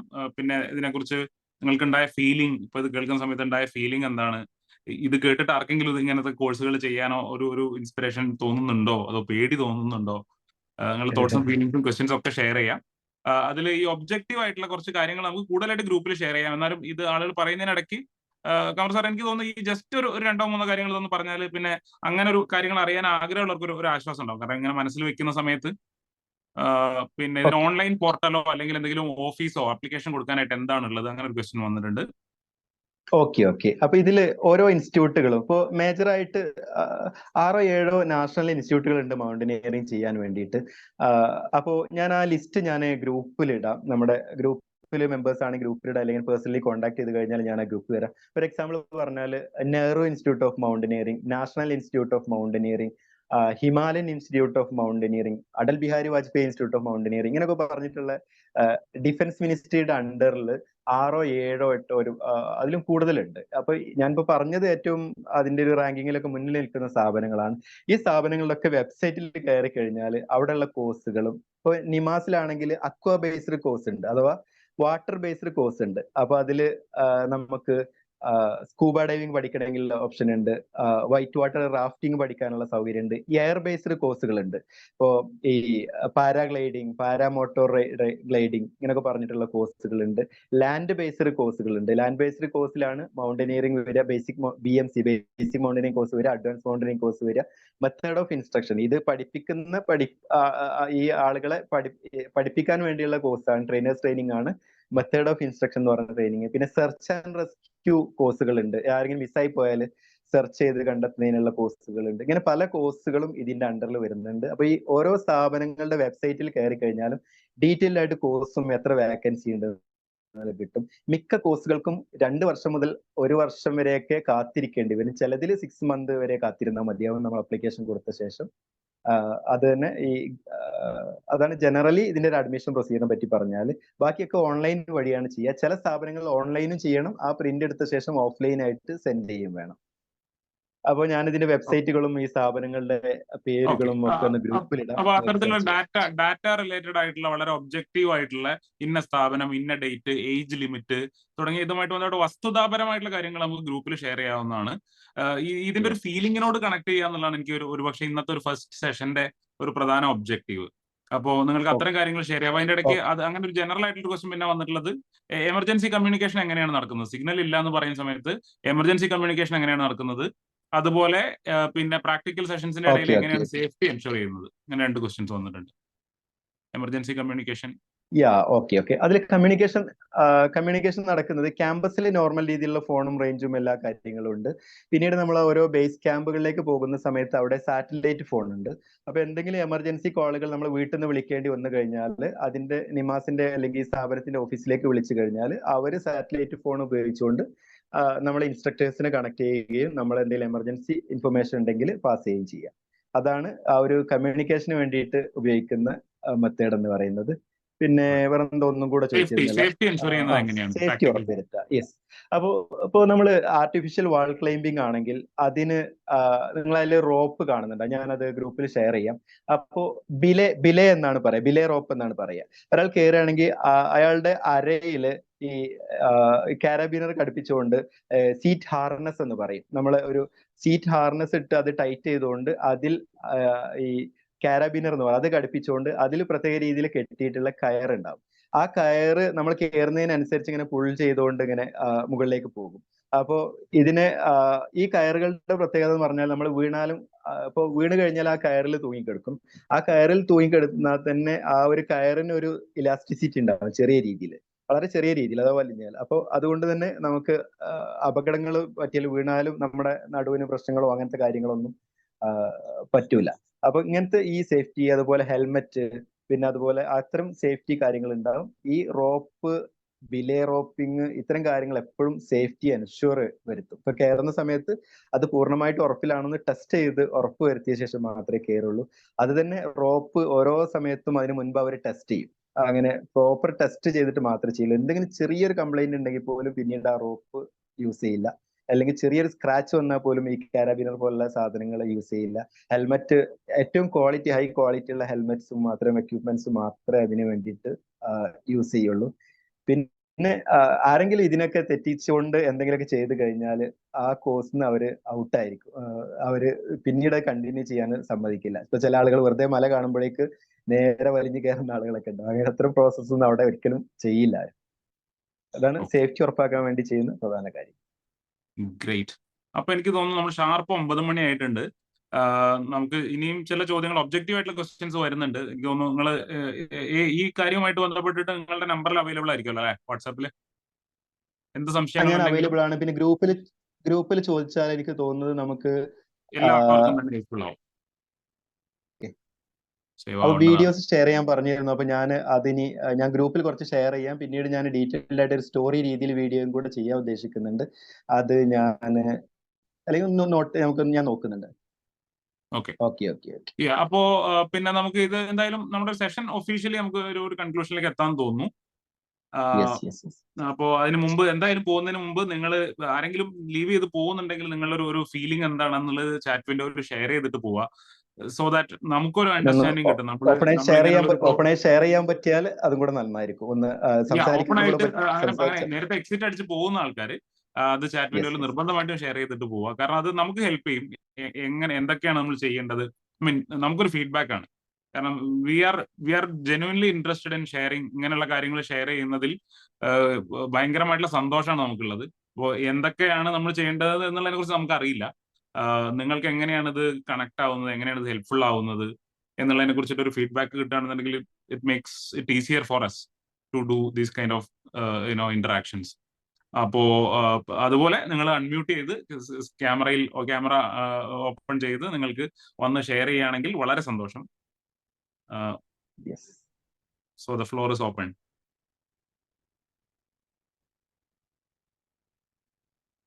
ഹലോ, യെസ്, പറഞ്ഞോളൂ. ഹലോ, ഓഡിയോയില് കേൾക്കാം കേൾക്കാമല്ലോ? കേൾക്കാം. ഓക്കെ, എൻ്റെ പേര് ഷമീർ എന്നാണ്. തൃശ്ശൂരിൽ നിന്നാണ്. നിലവിൽ ഞാൻ തിരുവനന്തപുരത്താണ്. ഞാനൊരു കരിയർ കൗൺസിലറാണ്, കരിയർ ഉം. കൺസൾട്ടന്റ് ആണ്. മിനിസ്ട്രി ഓഫ് ലേബർ ആൻഡ് എംപ്ലോയ്മെന്റിന്റെ കരിയർ പ്രൊജക്റ്റിൽ ഇപ്പോൾ റീസെന്റ് ജോയിൻ ചെയ്തു. Last 13 oh. Years higher secondary അതുപോലെ ഉം. തന്നെ VHSCയുടെ കരിയർ കൗൺസിലിംഗ് വിങ്ങിലാണ് ഞാൻ Okay. വർക്ക് ചെയ്യുന്നത്. ദെൻ പിന്നെ എനിക്ക് പേഴ്സണലായിട്ട് career guidance centre, counselling centre തൃശ്ശൂരുണ്ട്. പോയിന്റ് ഇതാണ്, ഞാൻ സ്കൂളുകളിൽ സ്ഥിരമായിട്ട് കരിയർ അവയർനെസ് ക്ലാസ്സുകൾക്ക് വേണ്ടി പോകുന്നതാണ്. അപ്പൊ അറിയാലോ നമ്മുടെ സ്കൂളുകളുടെ ഒക്കെ ഒരു അവസ്ഥ. കുട്ടികളില് ലാസ്റ്റ് നമ്മുടെ സോ കോൾഡ് ഹീറോസ് ഒക്കെ ഇരിക്കുന്ന എവിടെയാണ്? ലാസ്റ്റ് ബെഞ്ചിലാണ്. ലാസ്റ്റ് ബെഞ്ചേഴ്സ് കുറച്ച് കഴിയുമ്പോൾ പ്രശ്നം ഉണ്ടാക്കും. നമ്മൾ ഈ എഞ്ചിനീയറിംഗും മെഡിസിനും നീറ്റും കീമും അതുപോലെ തന്നെ അങ്ങനെയുള്ള വലിയ കോഴ്സുകളെ കുറിച്ചൊക്കെ പറയുമ്പോൾ ഇതൊന്നും ഇവർക്ക് ദഹിക്കില്ല. അവരിങ്ങനെ പ്രശ്നങ്ങൾ ഉണ്ടാക്കും. അപ്പൊ അവരെ പിടിച്ചിരുത്താൻ വേണ്ടി ഞാൻ ഇറക്കുന്ന ഒരു കാർഡാണ് ഈ ടൂറിസം, വൈൽഡ് ലൈഫ് മാനേജ്മെന്റ്, അതുപോലെ തന്നെ കമറുദ്ദീൻ സാർ ഇപ്പോൾ ഇത്രയും നേരം വളരെ ബ്യൂട്ടിഫുൾ ആയിട്ട് എക്സ്പ്ലെയിൻ ചെയ്ത അഡ്വഞ്ചർ ടൂറിസം, ഇതിനെ കുറിച്ചൊക്കെ ഞാൻ പതുക്കെ എന്റെ ട്രാക്ക് ഞാൻ അതിലേക്ക് മാറ്റി. ക്ലാസ് ഡിസ്റ്റർബിംഗ് ആണ് എന്ന് കണ്ടു കഴിഞ്ഞാൽ ട്രാക്ക് ഞാൻ പതുക്കെ എഞ്ചിനീയറിംഗിൽ നിന്നും മെഡിസിനിൽ നിന്നൊക്കെ മാറ്റി ഇങ്ങനെയുള്ള കോഴ്സുകളിലേക്ക് പോകും. കൃത്യമായിട്ട് നമുക്ക് ബാക്ക് ബെഞ്ചിൽ ഇരിക്കുന്ന ആ ഒരു ഡിസ്റ്റർബിംഗ് ആയ കുട്ടികളെ നമുക്ക് കറക്റ്റ് ട്രാക്കിലേക്ക് കൊണ്ടുവരാൻ പറ്റും. കാരണം അവർ കുറച്ചുകൂടി ഇതുപോലുള്ള അഡ്വഞ്ചറസ് ആയിട്ടുള്ള അല്ലെങ്കിൽ ഫിസിക്കലി ആക്റ്റീവായ കാര്യങ്ങൾ കേൾക്കാനാണ് ആഗ്രഹിക്കുന്നത്. അപ്പോ എന്റെ സ്ഥിരം ക്ലാസ്സുകളിലെ ഒരു കരിയർ ഓപ്ഷൻ ആയിരുന്നു ഈ പറയുന്ന കമറുദ്ദീൻ സാർ ഇപ്പോ ഇവിടെ അവതരിപ്പിച്ച ഈ കോഴ്സും. അതുപോലെ ഞാൻ ഈ നെഹ്റു കോളേജും നിമാസും അതുപോലെ തന്നെ എന്താണ് ഹിമാലയൻ ഇൻസ്റ്റിറ്റ്യൂട്ട് ഒക്കെയാണ് പറഞ്ഞു തുടങ്ങുക. അപ്പൊ എനിവേ ഞാൻ കുറെ നാളുകളായി ഈ ഒരു എനിക്ക് അവിടെ പഠിക്കുന്ന ആരുമായിട്ട് യാതൊരു കോണ്ടാക്റ്റും ഇല്ല. അപ്പൊ നമ്മുടെ ഒരുപാട് കുട്ടികളുണ്ട്. എന്റെ തന്നെ പേഴ്സണൽ കോണ്ടാക്റ്റിൽ നമ്പർ ഓഫ് ഞാനൊരു ഡാറ്റാബേസ് തന്നെ കീപ്പ് ചെയ്തിട്ടുണ്ട്. ഇങ്ങനെയുള്ള കാര്യങ്ങളിലേക്ക് പോകുവാൻ ആഗ്രഹിക്കുന്ന ഒരുപാട് കുട്ടികളുണ്ട്. അപ്പൊ എന്റെ ഒരു റിക്വസ്റ്റ് ഇതാണ്. Anyway I congratulate the entire team ഇങ്ങനെ ഒരു പ്രോഗ്രാം ചെയ്തതിന്. മൈ പോയിന്റ് ഈസ് നമുക്കൊരു ഫിസിക്കൽ സെഷൻ ചെയ്യാനായിട്ട് സാധിക്കുകയാണെങ്കിൽ നല്ലതായിരിക്കും. കമറുദ്ദീൻ സാർ ഏതെങ്കിലും ലൊക്കേഷനിൽ വന്ന് കുറച്ച് കുട്ടികളെ നമുക്ക് അവിടെ അറേഞ്ച് ചെയ്യാം. ഇപ്പോൾ മിനിസ്ട്രി ഓഫ് ലേബറിന്റെ കീഴിൽ എൻ്റെ ഗവൺമെന്റ് സംവിധാനത്തിലൂടെ എനിക്ക് കുട്ടികളെ എത്തിക്കാൻ സാധിക്കും. അതല്ലാതെ എൻ്റെ പേഴ്സണൽ രീതിയിൽ എത്തിക്കാൻ സാധിക്കും. അതുകൊണ്ട് ഒരു ഫിസിക്കൽ സെഷൻ പറ്റുമെങ്കിൽ ചെയ്താൽ നല്ലതായിരിക്കും. ഇതുപോലുള്ള കരിയേഴ്സ്, അൺകൺവെൻഷണൽ ആയിട്ടുള്ള കരിയേഴ്സിലേക്ക് നമുക്ക് കുട്ടികളെ എത്തിക്കാൻ സാധിക്കണം. എനിവേ ഞാൻ അതുമായി ബന്ധപ്പെട്ട് സാറിനെ ഒന്ന് കോൺടാക്ട് ചെയ്യാം. So it was such A wonderful. തീർച്ചയായിട്ടും ഇതുപോലുള്ള ഓപ്ഷൻസ് ആണ് നമ്മൾ കുട്ടികളിലേക്ക് എത്തിക്കേണ്ടത്. Thank you. ഒരു ആഡ് ഓൺ ആയിട്ട് ഒരു കാര്യം പറഞ്ഞു നിർത്തുന്നു. ആഡ് ഓൺ ആയിട്ട് ഒരു കാര്യം കൂടി പറയുന്നു. ഇവിടെ തിരുവനന്തപുരത്ത് Kerala institute of travel and tourism, അവിടെ നമുക്ക് ട്രക്കിങ്ങുമായി ബന്ധപ്പെട്ട ഒരു ചെറിയൊരു കോഴ്സ് അവർ പ്രൊവൈഡ് ചെയ്തിരുന്നു. 2020 വരെ ഉണ്ടായിരുന്നു എന്നാണ് എൻ്റെ ഓർമ്മ. അതൊന്ന് അന്വേഷിച്ചിട്ട് ഒന്ന് അപ്ഡേറ്റ് ചെയ്യാം. എനിവേ ട്രക്കിങ്ങുമായി ബന്ധപ്പെട്ട് ചെറിയൊരു കോഴ്സ് കേരള ഗവൺമെന്റിന്റെ കീഴിൽ തിരുവനന്തപുരത്ത് അവൈലബിൾ ആണ്. Okay, thank you so much for the feedback and information. അതിനെ കുറിച്ച് ചെറിയൊരു കാര്യം ആഡ് ചെയ്യാനുള്ളത്, ഇത് സാർ പറഞ്ഞ നല്ലൊരു സജഷൻ ആണ് യങ് ആയിട്ടുള്ള ജനറേഷന് വേണ്ടി ഇത്തരം കാര്യങ്ങൾ ചെയ്യാൻ. ഞങ്ങൾ ഈ അടുത്ത 27th ഒരു പ്രോഗ്രാം ചെയ്യുന്നുണ്ട്, out bound training for children എന്നാണ്. ചെറിയ കുട്ടികൾക്ക്, മീൻസ് ഒരു 7ാം ക്ലാസ് മുതൽ 10ാം ക്ലാസ് വരെ പഠിക്കുന്ന കുട്ടികൾക്ക് വേണ്ടിയുള്ള ഒരു ഗൈഡഡ് ഔട്ട്ഡോർ പ്രോഗ്രാം, ഒരു 1 ഡേ പ്രോഗ്രാം ഇവിടെ തിരൂര് വെച്ചിട്ടാണ് ചെയ്യുന്നത്. അപ്പോൾ ഞാൻ ആ ഗ്രൂപ്പിൽ ഷെയർ ചെയ്യാം. ചെറിയ കുട്ടികൾക്ക് അതിൽ പാർട്ടിസിപ്പേറ്റ് ചെയ്യാവുന്നതാണ്. പിന്നെ ഡിഫറെന്റ് ഏജ് ഗ്രൂപ്പിന് ഡിഫറെന്റ് സ്ഥലങ്ങളിൽ ചെയ്യാൻ ഇങ്ങനെ പ്ലാൻ ഉണ്ട്. പിന്നെ അതുപോലെ തന്നെ ഇങ്ങനെ ഏതെങ്കിലും ഗ്രൂപ്പ്സ് ഒക്കെ റെഡി ആയിട്ട് വരികയാണെന്നുണ്ടെങ്കിൽ നമുക്ക് പ്രാക്ടിക്കൽ ആയിട്ട് തന്നെ കുറെ കാര്യങ്ങൾ ചെയ്യാൻ വേണ്ടി പറ്റും. അവർക്ക് അഡ്വഞ്ചർ എക്സ്പീരിയൻസ് കിട്ടുന്ന രീതിയിൽ സേഫ് ആയിട്ടുള്ള പഠനത്തിന് അല്ലെങ്കിൽ അവരുടെ ലൈഫ് സ്കിൽ ഇംപ്രൂവ്മെന്റിന് ഹെൽപ്പ് ചെയ്യുന്ന രീതിയിലുള്ള കുറച്ച് എക്സ്പീരിയൻസുകൾ ക്രിയേറ്റ് ചെയ്യാനും ലേണിംഗ്സ് ഉണ്ടാക്കാനും വേണ്ടിയുള്ള പ്രോഗ്രാംസ് ചെയ്യാൻ വേണ്ടി പറ്റും. So thank you so much. Thank you sir. Okay, hello, കേൾക്കുന്നുണ്ടോ? യെസ്, കമറു സാർ, ഞാൻ ഷെഫീഖുദ്ദീൻ. പരിചയം ഉണ്ടോന്ന് അറിഞ്ഞൂടെ? നമ്മള് ഗൈഡിൽ ജൂനിയർ ആയിരുന്നു. പിന്നെ ഞാനിവിടെ അത്യാവശ്യം കുറച്ച് എൻഡുറൻസും പിന്നെ ഹൈക്കിങ്ങും കാര്യങ്ങളൊക്കെ ചെയ്യാറുണ്ട്. UAE-ലാണ് ഉള്ളത്. ഞങ്ങളെ FB-യിൽ കാണാറുണ്ട്. Thank you. അപ്പൊ ഞങ്ങളിപ്പോൾ റീസെന്റ് ഇപ്പൊ ഈ കോഴ്സിനെ കുറിച്ച് ഞങ്ങൾ ഇങ്ങനെ ചിന്തിച്ചുകൊണ്ടിരിക്കുമ്പോഴാണ് കമറു സാറിന്റെ പോസ്റ്റ് ഞാൻ പിന്നെ FB-യിൽ കണ്ടത്. അങ്ങനെയാണ് ഇതിൽ പിന്നെ തുമ്മാരക്കുടി സാറൊക്കെ ഇത് ഷെയർ ചെയ്തിരുന്നല്ലോ. അങ്ങനെയാണ് ഞാൻ ഗ്രൂപ്പിൽ ജോയിൻ ചെയ്തത്. അപ്പോ എന്റെ ഫ്രണ്ട് ഉണ്ട്. അപ്പൊ ഞങ്ങളിവിടെ ഓൾറെഡി ഒരു adventure tourism company UAE base ചെയ്ത് സ്റ്റാർട്ട് ചെയ്തിട്ടുണ്ട്. അഡ്വഞ്ചർ ടൂറിസം തന്നെയാണ് മെയിൻ ആയിട്ട് നോക്കുന്നത്. അപ്പൊ അതിന്റെ കോഴ്സ് പിന്നെ അപ്പൊ ഈ കോഴ്സ് ഇവിടെ ഇപ്പൊ നോർമലി ഇവിടെ ഫുജർ അഡ്വഞ്ചേഴ്സ് എന്ന് പറഞ്ഞിട്ട് ടീം ഉണ്ട്. അതുപോലെ ഇങ്ങനെ കുറെ അഡ്വഞ്ചർ കമ്പനി ഓൾറെഡി ഇവർ ഗവൺമെന്റ് ബേസ് ചെയ്ത് അഡ്വഞ്ചർ കമ്പനീസ് ഇവിടെ ഉണ്ട്. അപ്പോ ഓക്കെ അതിൽ ഓക്കെ ഫുജൈറ അഡ്വഞ്ചേഴ്സ് ഇപ്പോൾ ഓൾറെഡി ഇവിടെ സ്ട്രിക്റ്റ് ആക്കിയിട്ടുണ്ട്. പിന്നെ ഈ ലൈസൻസ് ഉള്ള മീൻസ് ട്രെയിൻഡ് ആയ ആൾക്കാർ മാത്രമേ ഹൈക്കിങ്ങിന് പിന്നെ ഗ്രൂപ്പിനെ കൊണ്ടുപോകാൻ പാടുള്ളൂ എന്നുള്ളത്. അപ്പൊ ഞങ്ങൾ ഓൾറെഡി കോഴ്സിനെ കുറിച്ച് ഇങ്ങനെ ചിന്തിച്ചുകൊണ്ടിരിക്കുകയാണ്. അതിന് മുമ്പാണ് നിങ്ങളെ പോസ്റ്റ് കണ്ട് അങ്ങനെ ഇപ്പൊ ക്ലാസ് മുഴുവൻ കേട്ടു. എന്തായാലും നല്ല ഇൻട്രസ്റ്റിംഗ് ആയിരുന്നു. അപ്പൊ ഞങ്ങൾ ഓൾറെഡി ചെയ്യുന്ന ആൾക്കാരാണ്. അത്യാവശ്യം ഇൻട്രൻസ് ഒക്കെ അൽഹംദുലില്ലാ ഇപ്പൊ ഉണ്ട്. അപ്പോ ഞങ്ങളുടെ പ്ലാൻ കുറച്ച് പിന്നെ ബിഗിനർ ലെവലിൽ വിട്ടിട്ട് കുറച്ചും കൂടെ അഡ്വാൻസ് ലെവൽ ചെയ്യണം എന്നായിരുന്നു. കോഴ്സ് ചെയ്യണം വെച്ചിട്ട് തന്നെ ആയിരുന്നു. അപ്പോ നിങ്ങൾ എക്സ്പീരിയൻസ് ഷെയർ ഓക്കെ ചെയ്തിട്ടിപ്പോ ബിഗിനർ ലെവലിൽ സ്റ്റാർട്ട് ചെയ്യണം എന്നുള്ള മെന്റാലിറ്റിയിലാണ് ഇപ്പൊ നിൽക്കുന്നത്. ഞാൻ എന്റെ ഫ്രണ്ട് അവിടെ ഉണ്ട്, ഞങ്ങൾ രണ്ടോളം ഒരുമിച്ച് ചെയ്ത് കേട്ടിരുന്നത്. അപ്പോ ഓക്കെ ഓക്കെ ഗുഡ് ഗുഡ്. അങ്ങനത്തെ ബിഗിനർ ലെവലല്ല അത് വേണ്ട, നമ്മൾ കുറച്ച് ഇതിലുള്ള എല്ലാ എൻട്രൻസ് ഉള്ളതാണല്ലോ. അപ്പൊ ഇനി അഡ്വാൻസ്ഡ് ചെയ്യാന്നുള്ള മെന്റാലിറ്റി ചെയ്ത് ഇപ്പോ ഞങ്ങൾ ഇങ്ങനെ ഡിസ്കസ് ചെയ്തുകൊണ്ടിരിക്കുകയായിരുന്നു. നമുക്ക് ചെയ്യണ്ടെങ്കിൽ ഫസ്റ്റ് ബിഗിനർ ലെവലിൽ നിന്ന് സ്റ്റാർട്ട് ചെയ്യണം എന്നുള്ളത്. എന്തായാലും നല്ല ക്ലാസ് ആയിരുന്നു. ഒരു അതെ അതെ മണിക്കൂർ അതെ. നമ്മള് പിന്നെ പോയതറിഞ്ഞില്ല. ശരിക്കും നല്ല ഇൻട്രസ്റ്റിംഗ് ആയിരുന്നു. ഈ പിടിച്ചിരുത്തി കളഞ്ഞ്. Thank you. ഞാൻ കോൺടാക്ട് താങ്ക് ചെയ്തിട്ട് യു കുറച്ച് താങ്ക് യു. കാര്യങ്ങളും അറിയാനുണ്ട്. ഞാൻ കോൺടാക്ട് ചെയ്യുന്നുണ്ട് personally. Yeah sure sure sure contact ചെയ്യാം. Okay, thank you thank you very much. Okay. Thank you Shafeeq. വേറെ ആരെങ്കിലും ഉണ്ടോ? നമുക്ക് ഒരു ആരെങ്കിലും കൂടി ഒരാളും കൂടി എന്തെങ്കിലും ഫീലിങ്സ് തോട്ട്സ് ഷെയർ ചെയ്യാനുണ്ടെങ്കിൽ നമുക്ക് അതോടുകൂടി വൈൻഡപ്പ് ചെയ്യാൻ തോന്നുന്നു. റിയാസ് ഭായ് പറഞ്ഞോളൂ. കുറെ കാര്യങ്ങള് ചോദിച്ചറിയാനുണ്ട്. കാരണം കമർ മുമ്പ് പറഞ്ഞ സമയത്ത് ഞാൻ നോക്കിയിരുന്നതാണ് സംഭവം ഹിമാലയ മൗണ്ടൻ ഇൻസ്റ്റിറ്റ്യൂട്ട്. പക്ഷെ അന്ന് Yeah. എനിക്ക് തോന്നുന്നു 1 വർഷം കഴിഞ്ഞിട്ടുള്ള സംഭവം ഉണ്ടായിരുന്നുള്ളൂ. അപ്പോ ആ സമയത്ത് ചെയ്തില്ല. ഉം. അപ്പോ അടുത്തൊരു സമയത്ത് ചെയ്യണം. കൂടുതൽ ഡീറ്റെയിൽസ് അറിയാനുണ്ട്. എന്തായാലും നമുക്ക് ഇരിക്കാം. യാ തീർച്ചയായിട്ടും നമുക്ക് നേരിട്ട് സംസാരിക്കാം ഈ എന്തായാലും കാര്യങ്ങള്. സെഷൻ വളരെ ഉഷാറായി. ഒരുപാട് കാര്യങ്ങൾ എന്താ പറയാ സംശയം ഉണ്ടായിരുന്ന ഒരുപാട് കാര്യങ്ങൾ ഇനിയും ഒരുപാട് കാര്യങ്ങളുണ്ട്, അറിയാൻ ഒരുപാട് കാര്യങ്ങളുണ്ട്. വിശദമായിട്ട് എന്തായാലും ചർച്ച ചെയ്യാം നമുക്ക്. Thank you. ഇൻഷാ അല്ലാ നമുക്ക് ചർച്ച ചെയ്യണം. ഓക്കെ. അപ്പൊ അതേപോലെ തന്നെ കെഡ്വെഞ്ചർ പ്രോഗ്രാമിന്റെ പറഞ്ഞത് അതും തന്നെ അന്ന് കുട്ടികൾ പങ്കെടുത്ത് വളരെ നന്നായിട്ടായിരുന്നു ആ പ്രോഗ്രാം. കുട്ടികൾക്ക് വളരെ ഇൻട്രസ്റ്റിംഗ് ആയിട്ടുള്ള സംഭവമായിരുന്നു. അത് ഓ ആ ഒരു സ്റ്റേജിൽ തന്നെ തുടങ്ങണം എന്നുള്ളത്. തീർച്ചയായിട്ടും നമുക്ക് അതിന്റെ കിഡ്വഞ്ചറിന്റെ അഡ്വാൻസ് ഇനി ചെയ്യണം. 1-2 ബാച്ച് ആയ ശേഷം അതിന്റെ ഒരു അതെ അഡ്വാൻസ് അതെ ലെവൽ അതെ അതെ അതെ അതെ. ചെയ്യാം. കാരണം അതിവിടെ മെൻഷൻ ചെയ്തിട്ടില്ലെങ്കിൽ കിഡ്വെഞ്ചർ എന്നുള്ളത് കുറെ ആളുകൾ അറിയണം ആ ഒരു പ്രോഗ്രാമിനെ കുറിച്ച്. അതെ, കുട്ടികൾക്ക് വേണ്ടി നടത്തുന്ന ഗൈഡഡ് ഔട്ട്ഡോർ പ്രോഗ്രാം ആണ്. ഞാൻ നേരത്തെ പറഞ്ഞ അടുത്തത് ഇനി വരുന്നത് ഈ 27-ാം തീയതിയാണ്. തിരൂർ വെച്ചിട്ടാണ് നടത്തുന്നത്. ന്യൂർ ലേക്കിൽ വെച്ചിട്ട് നടത്തുന്നുണ്ട്. കുട്ടികൾക്ക് ഇങ്ങനത്തെ ഔട്ട്ഡോർ അഡ്വഞ്ചർ എക്സ്പീരിയൻസ് ചെറിയ രീതിയിൽ അവരുടെ സേഫ് ആയിട്ടുള്ള അവർ ഏജ് അപ്രോപ്രിയേറ്റ് ആയിട്ട് കൊടുക്കുന്ന രീതിയിലുള്ള പ്രോഗ്രാമാണ് കിഡ്വെഞ്ചർ എന്ന് പറയുന്നത്. ഞങ്ങൾ നടത്തി വളരെ സക്സസ്ഫുൾ ആയിരുന്നു. നമ്മൾ സീറ്റ് എല്ലാവർക്കും അഡ്മിഷൻ കൊടുക്കാൻ പറ്റിയില്ല. അഡ്മിഷൻ കൂടിയിട്ട് ഇപ്പൊ ഇത്തവണ അനൗൺസ് ചെയ്തിട്ടുണ്ട്. ആളുകൾ വന്നുകൊണ്ടിരിക്കുന്നുണ്ട്. ഒരു 1-2 വേക്കൻസി കൂടെ ഉണ്ട്. ഓക്കെ. സോ താങ്ക് ഒരു യു കാര്യം കൂടി റിയാസ് ഭായ്. ചോദിച്ചോട്ടെ. ഈ പ്രോഗ്രാമിന്റെ ഇപ്പൊ ഇത് റെക്കോർഡ് ചെയ്തിട്ടുണ്ടല്ലോ, അപ്പൊ അത് ആ, ഷെയർ ചെയ്യുന്നുണ്ടാവുമല്ലോ അല്ലെ? Social yeah. മീഡിയയിലൊക്കെ ഷെയർ ചെയ്യുന്നുണ്ടാവുമല്ലോ. നമുക്ക് ലിങ്ക് ആർക്കെങ്കിലും ഓ ഒക്കെ നമുക്ക് കേൾക്കാത്ത ആൾക്കാർക്ക് ചെയ്യാം. ഉപകാരപ്പെടുന്നുണ്ട്. നമ്മുടെ ഉദ്ദേശം പരമാവധി ആളുകൾ ഇതിനെ പറ്റി മനസ്സിലാക്കുക, പോസ്റ്റ് ചെയ്യുക, പഠിക്കാൻ പോകുക.